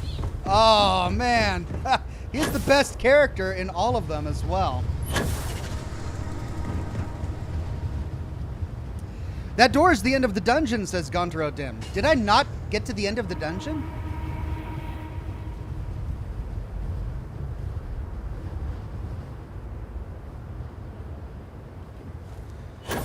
Okay, well then the only other thing that I gotta do is... I mean, if that's the case, then I need to go back in and find out where it goes. But I thought I did a full sweep of the entire dungeon and we didn't find another door.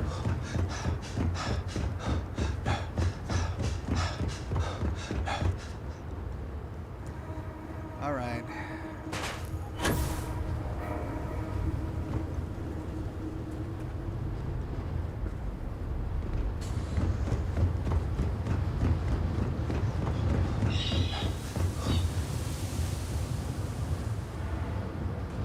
Oh!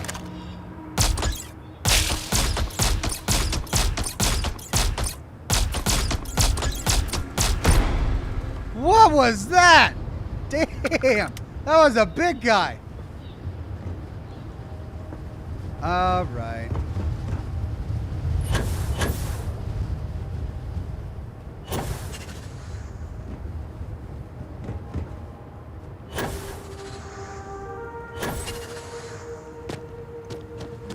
Well, for the sake of completeness, I have to find out what that door leads to. So let's go back in and do a brief run through.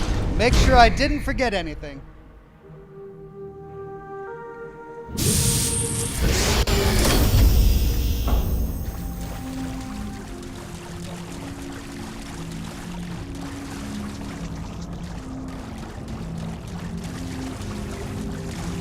Okay, retracing our steps. Entry lobby, clear.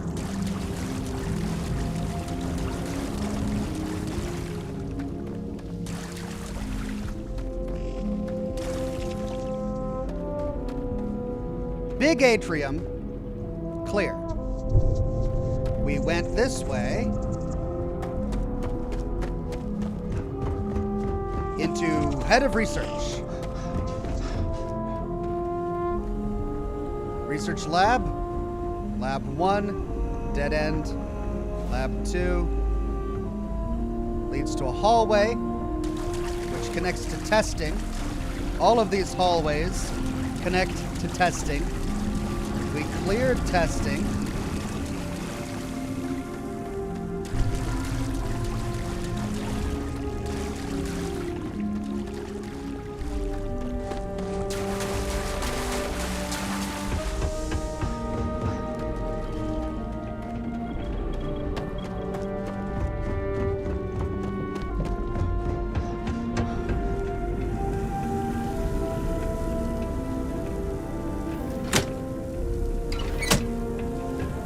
Broke some things because that's always fun.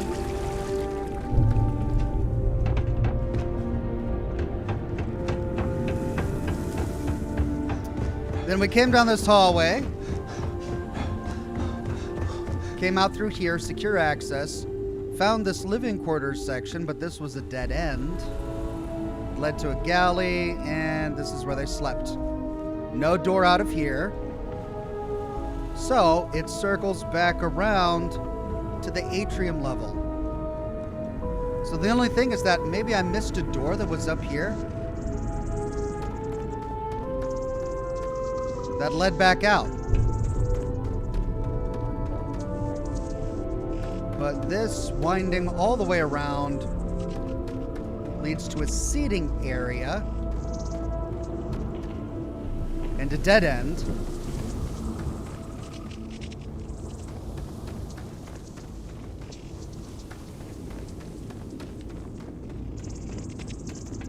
Staircase leading down.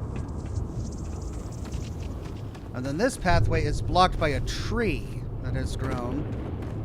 I wonder if we can hop over here. And it's still a dead end. Right, so upper atrium level explored, unless... Oh. Hello. Oh.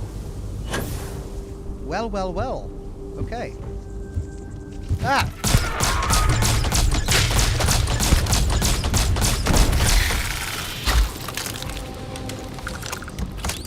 Oh my god, I missed an entire floor.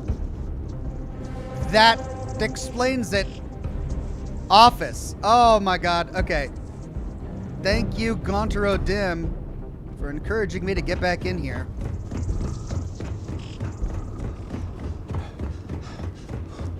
Does it go up even further? Oh, stuck in the trees. Of course, I'm stuck in the trees.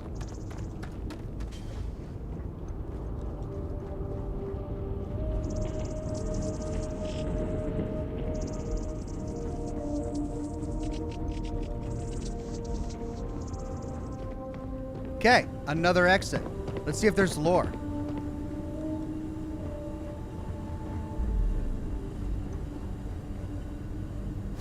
Sandwiches are for the high clearance personnel only. Everyone is obsessed with sandwiches in this game.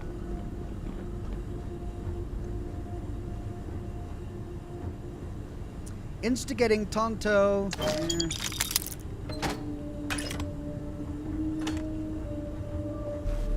Be quiet. Complaints. The water tastes funny. Please change filter soon. You take my stuff, you die.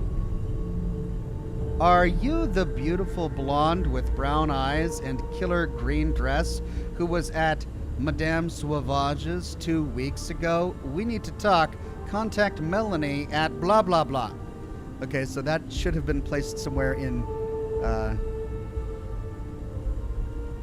Neon. Will you please be quiet after 10? Well, there's a lot of complaints.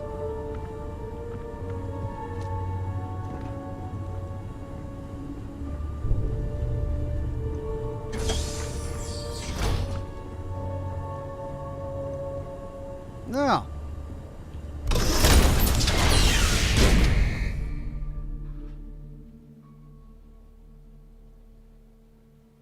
Zarteth says, now you're thinking with jetpacks.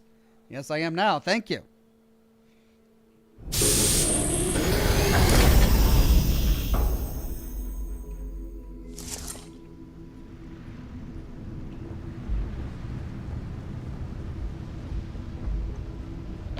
Oh, it just leads... Okay. It's just an alternative exit. All right. And there we go.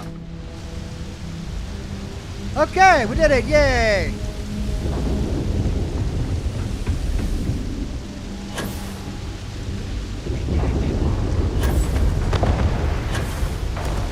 What? Ah! They weren't there a minute ago.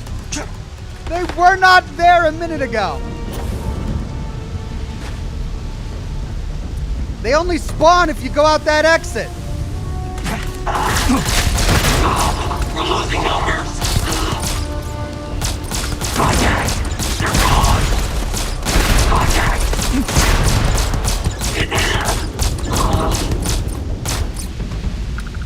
That's right, line up for me, everybody. I love it when you line up for me.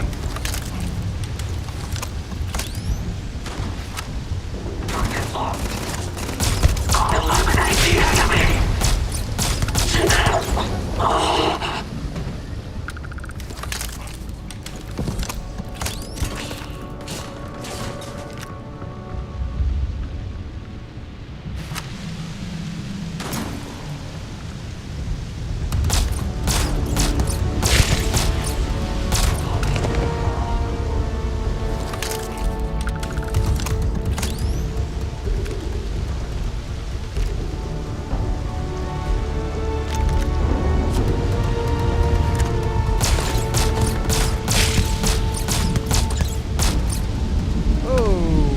He jumped to his death. He did not want me to kill him. He jumped to his death.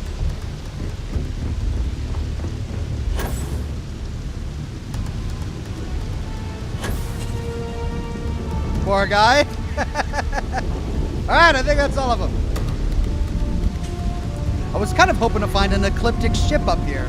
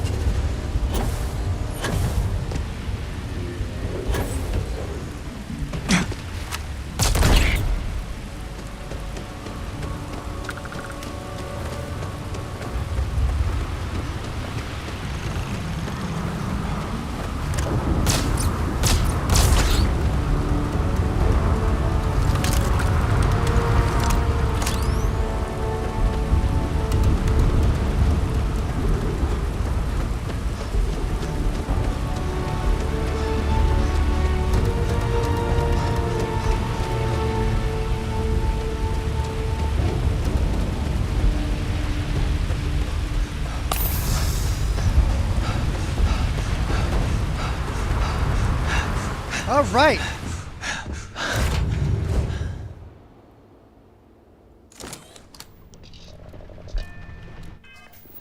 That was an interesting planet, gotta say.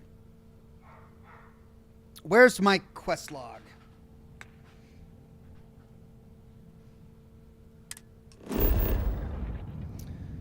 Okay, so, where's it gonna send us?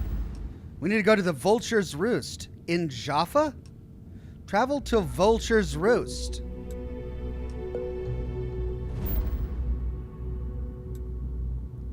Huh.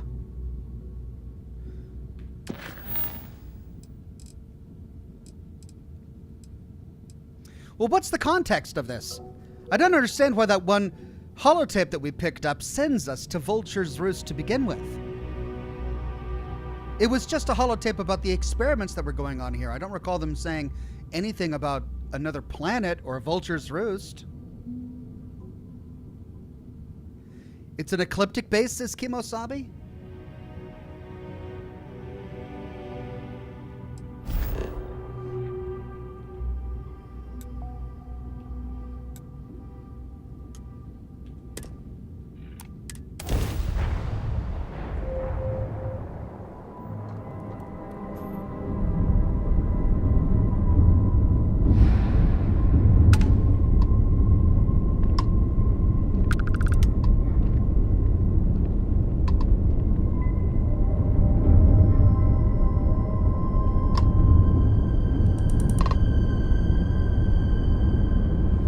Well, the UC and the Freestar are here in force.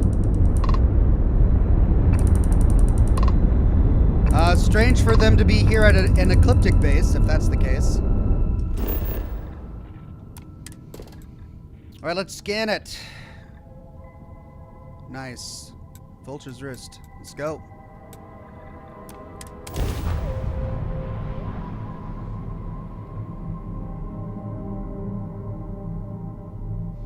Rainblood says you picked that off of a dead Ecliptic. I don't think I did. I remember getting the quest at the very beginning. Landing site locked. Take us in.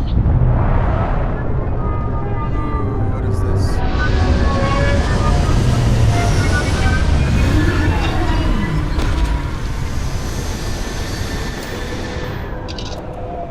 I could be wrong, but my memory is that I picked it up off after reading... I got the quest after reading a holotape at the front desk concerning the scientists, not the Ecliptic, but I could be wrong about that. How can I be of service, Captain? What is this place? Vulture's Roost.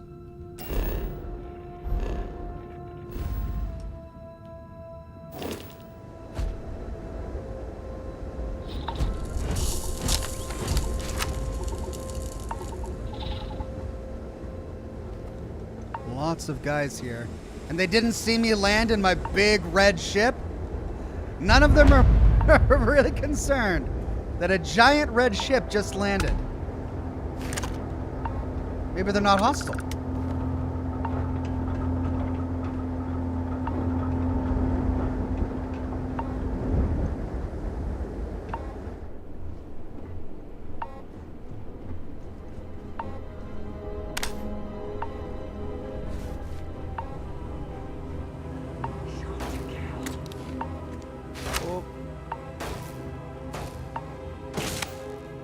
They're hostile.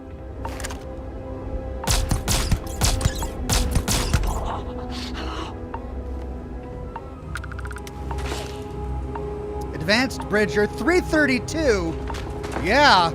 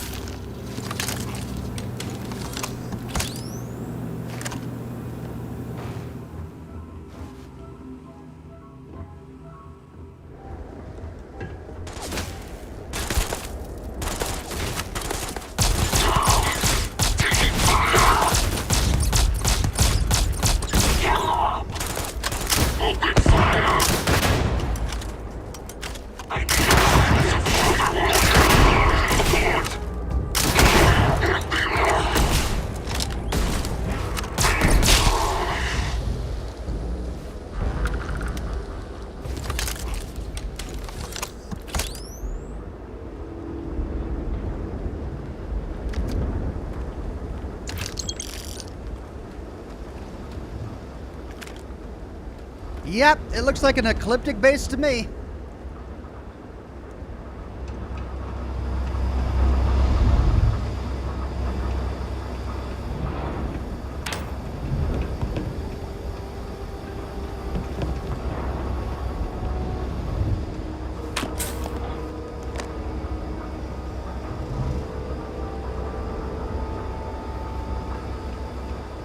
It's so dark. I wish it was day.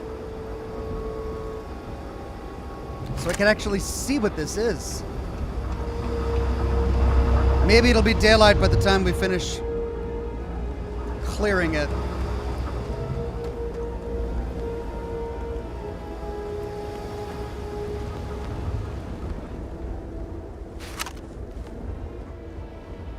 Oh man. That is a primitive toilet.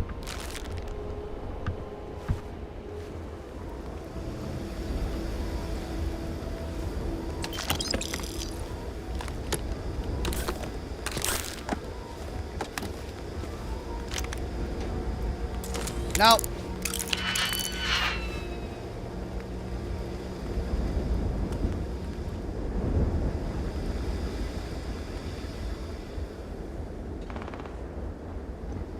Oh, what are you shooting at?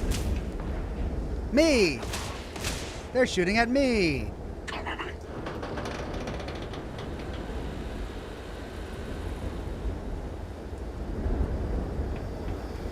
Probably shouldn't be hanging out by these big flammable tanks.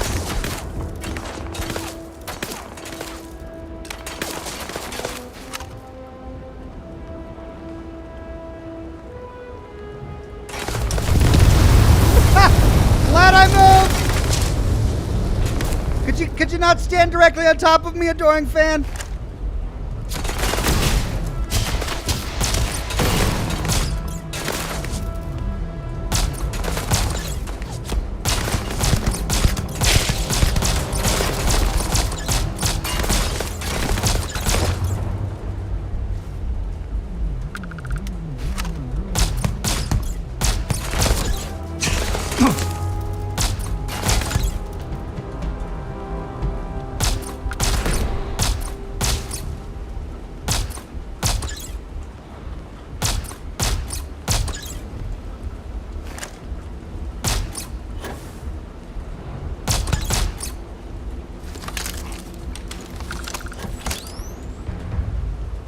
Okay.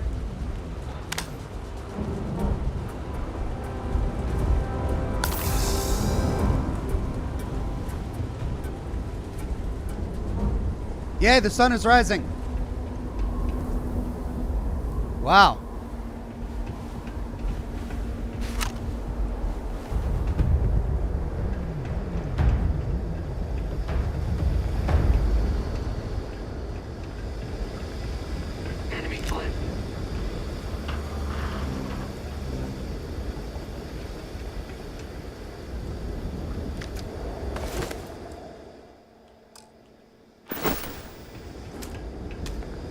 Let's explore this downstairs section first. 43 episodes in, and all of this is new. Are the greatest.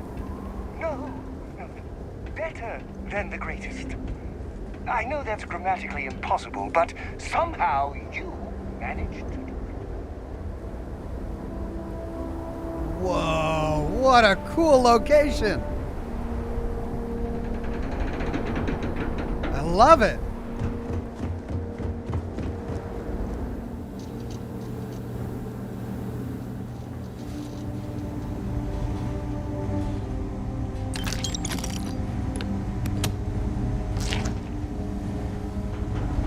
Okay, it looks like we gotta keep going up.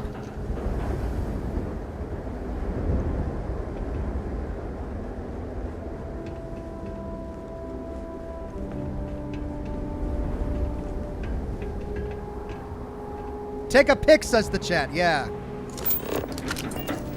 Look at my big, beautiful lobster ship.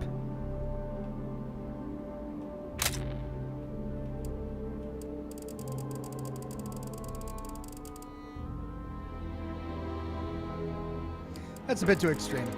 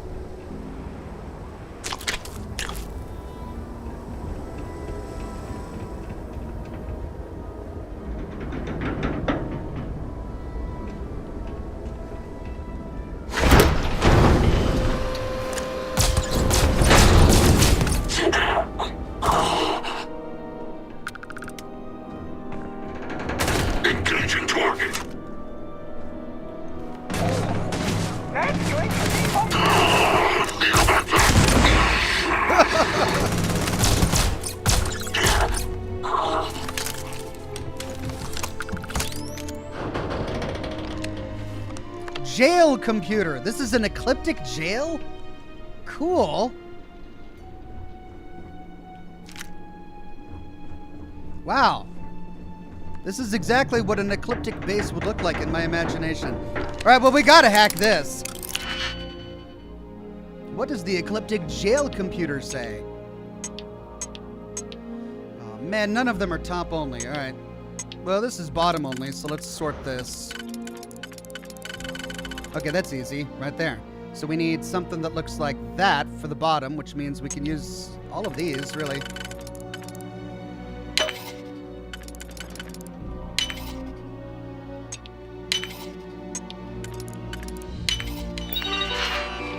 Give me some lore, yeah. Jail logs.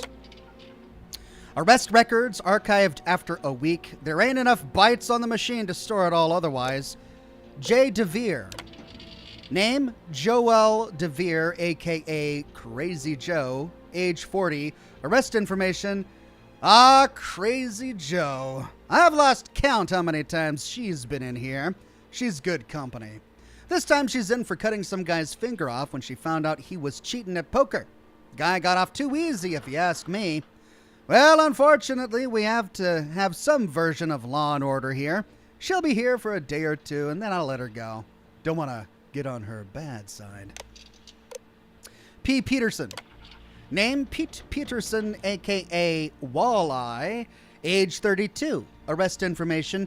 Pete is a first-time visitor to this little slice of heaven, and get this, he turned himself in.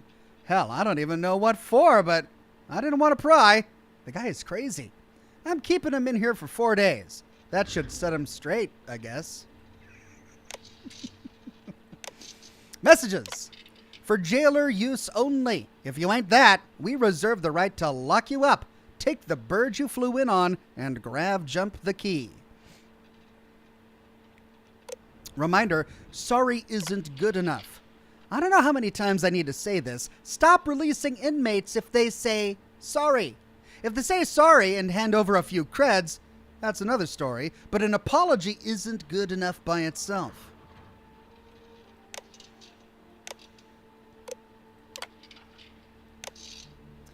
Then we've got remote door control. Open door.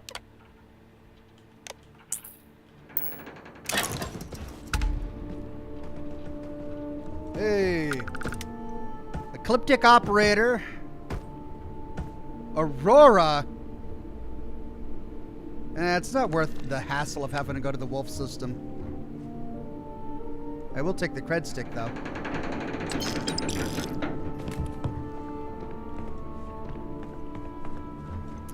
Man, what a tough jail. Lock them in with a bunch of Aurora. Let them serve out their sentence high.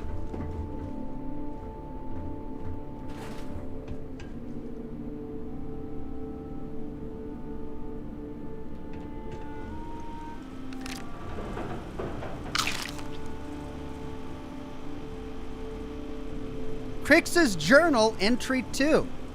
Your ship's cargo hold can permanently hold 5% more. Yeah. What is that floating thing? It's an E-pipe. Clipped in through the glass.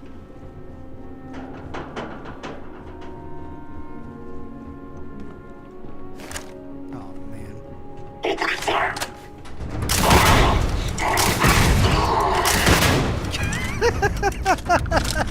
And that's why you don't have glass in doorways.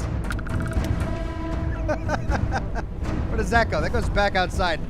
Let's finish exploring inside first. Ooh.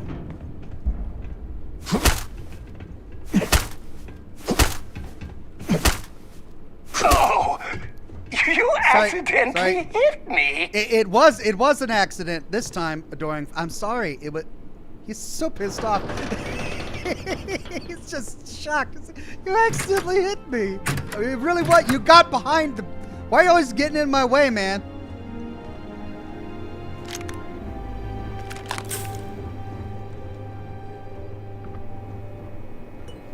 Oh, I interrupted their poker game.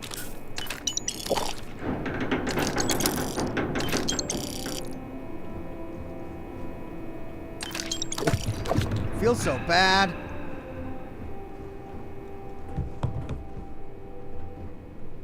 cell key. Oh. Well, then I wouldn't have had to have hacked it.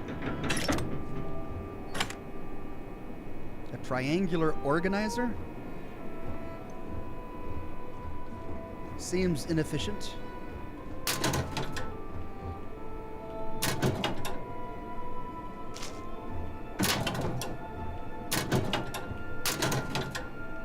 Look at these guys with their fluffy towels and slippers. Bunch of cutthroat ecliptic mercenaries, and in their lockers they've got fluffy towels and slippers. Man, that's hardcore right there. Those are some hardcore mercs. All right, outside we go.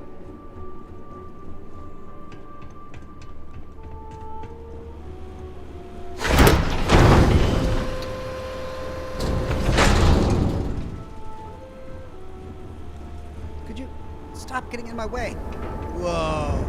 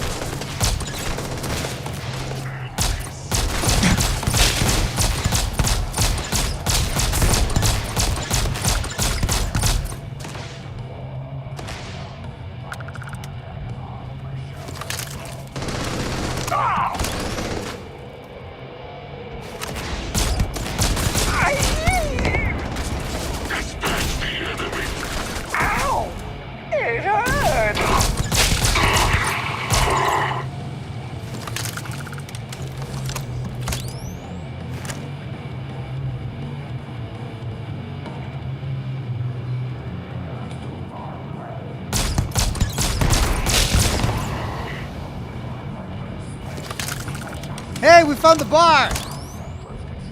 Man, this should be a town! I want to do quests here and get drunk with Ecliptic mercenaries. I don't want to have to kill them all. This is a cool town. They got... Is that hookah?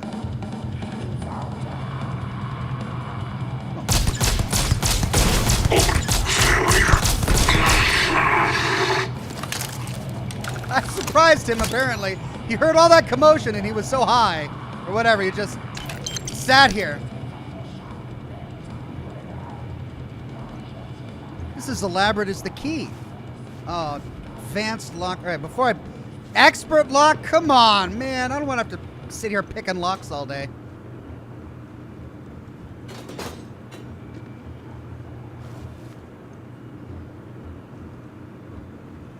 Novice lock. Oh man, I gotta sit here picking locks all day, don't I?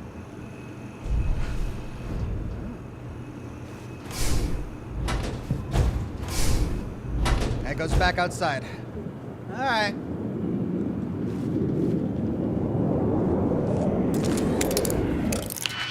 Is that reinforcements that I heard coming in? I sure hope not. Alright, if that goes there. That goes there. This goes there. Whoops.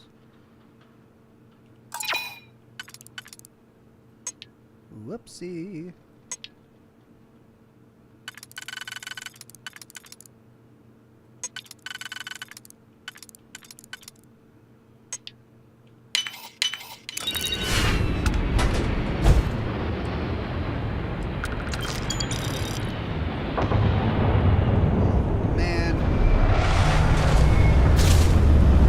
Oh, man.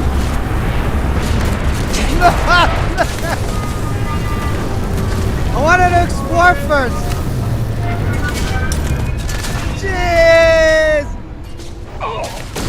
Get in here! What are you doing? Get out! You're standing in the open! I took one down!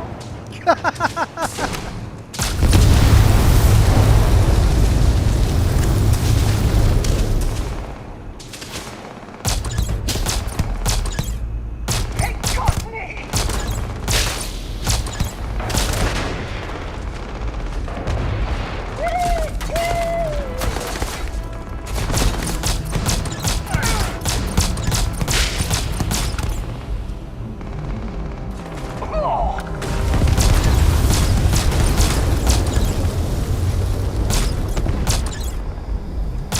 Ah! Alright.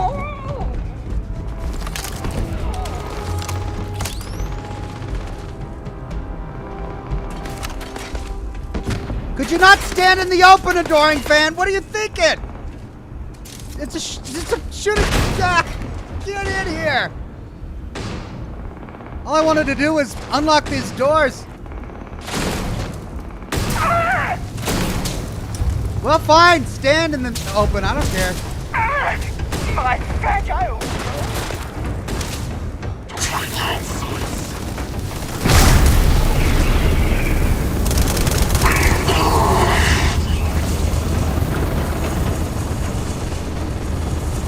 Oh, I'm hiding behind a... Oh, shoot. Why are there so many explosive barrels here? Oh, this place is a death trap. That's just explosive canisters everywhere.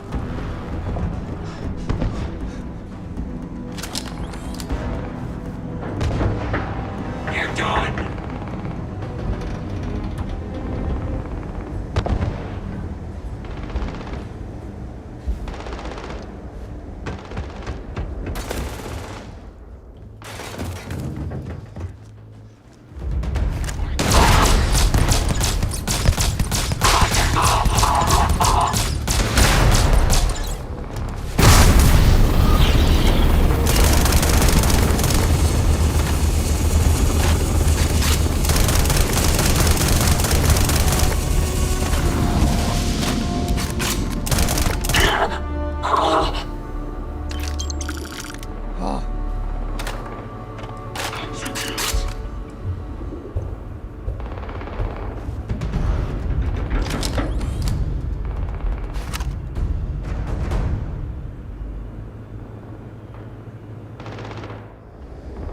What are y'all shooting at? The adoring fan is with me.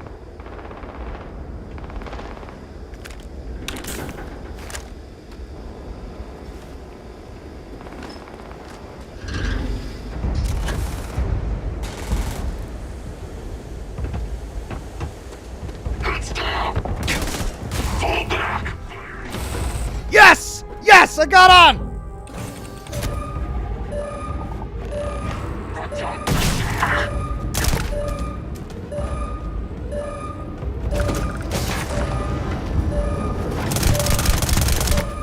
Before they can take off.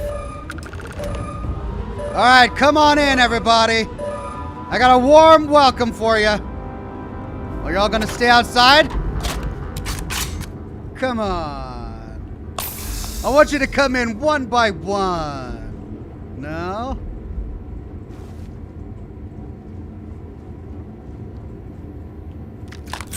Great, that means I'm gonna have to go out, and they're waiting for me.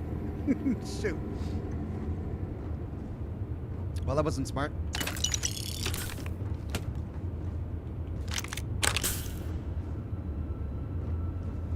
Black Market Antiques. All right, I finally got a ship from these guys. Well, this could potentially be very deadly. I'm going to do a quick save. And then we're just going to shotgun him to death. Yes. Let's get it done.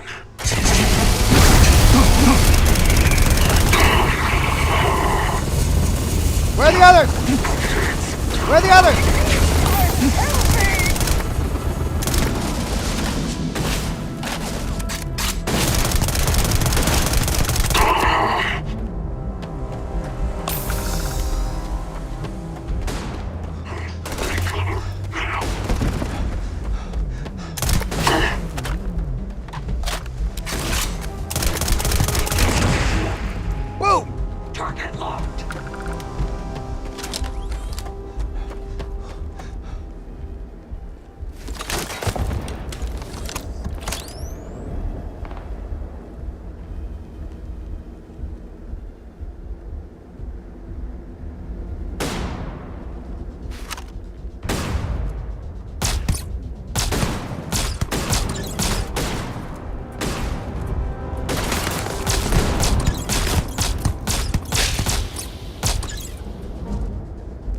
right, run!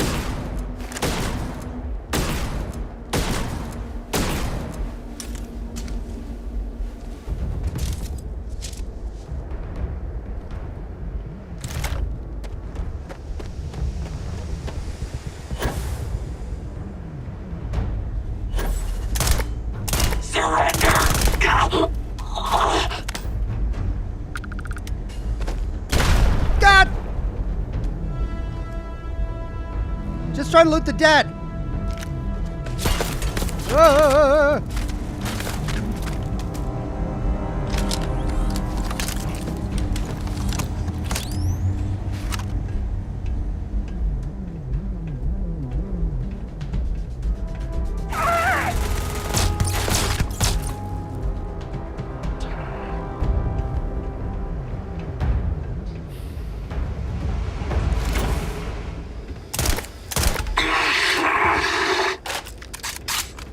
Okay.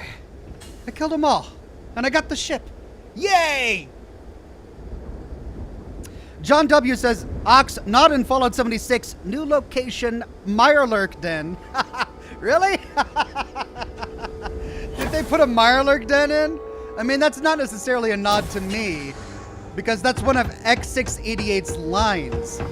When you take him to Thicket Excavations, all he does is say over and over again, oh, looks like a perfect place for a Mirelurk Den.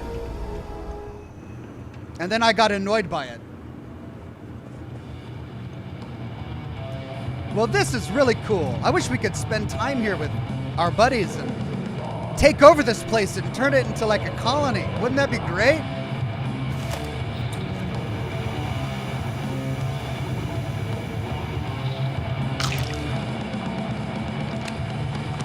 Bar computer.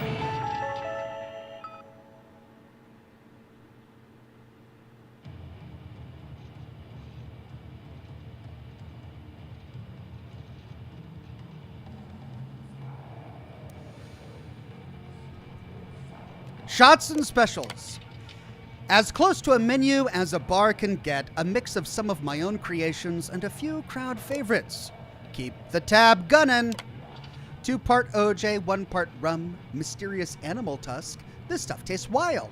Has some other properties too. Crush tusk and muddle with a bit of salt. Mix with third of juice. Take remainder of juice and mix with rum, then float that on top. I mean, I like the rum part. They could keep the OJ and the animal tusk. Old ragtag. This one's for pops. Man always wants to try what you're drinking, then he doesn't take more than a swig. I wasn't feeling quite myself the other day, so I did what I do best. Mixed a bit of everything we got, and my day got a lot better.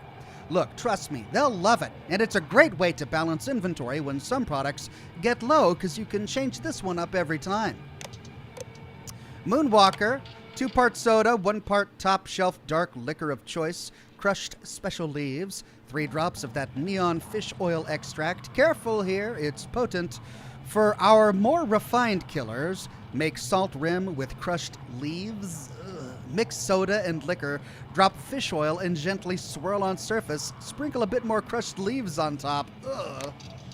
Hired head, mix cheap vodka and some syrup. Then add a drop of Aurora. All right. The odds and ends, tall shot, half well whiskey, half well rum. Okay, I'll take an odd and end. That's fine. Tonight's tabs. Running tab for the regulars, rule of thumb is, if your tab don't fit on a single page, then you lose your thumb. 2 pages, and you don't get to pick which hand. Bill. X4 old ragtag, and he got 4 old ragtags, 7 moonwalkers, 2 moonwalkers, a hired head, and 2 old ragtags. Walter. 3 the odds and ends, 1 keep the tab gunnin', and 1 moonwalker. And then Amy. 3 moonwalkers, 2 more moonwalkers, 3 hired heads, a moonwalker, 2 more moonwalkers, I think we know her favorite, an old ragtag, 4 the odds and ends, and then 8 more moonwalkers. Wow.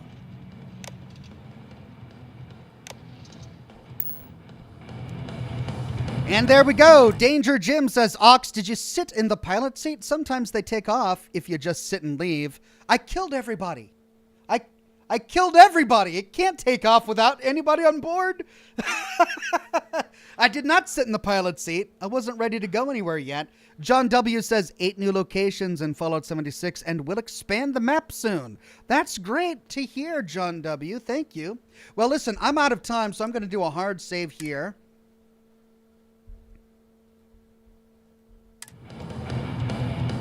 And we're going to go ahead and end the broadcast. I'll finish exploring the Vulture Den in my next broadcast because I've got a hard stop. But thanks, everybody, for joining me. I hope you had a great time. I had a really fun time. We found some interesting locations this time around, and I'm really glad that we got to see what we did today. Thanks for joining me. Have a wonderful rest of your Tuesday, and I'll see you all again very soon with more lore videos and more live streams. Bye-bye now.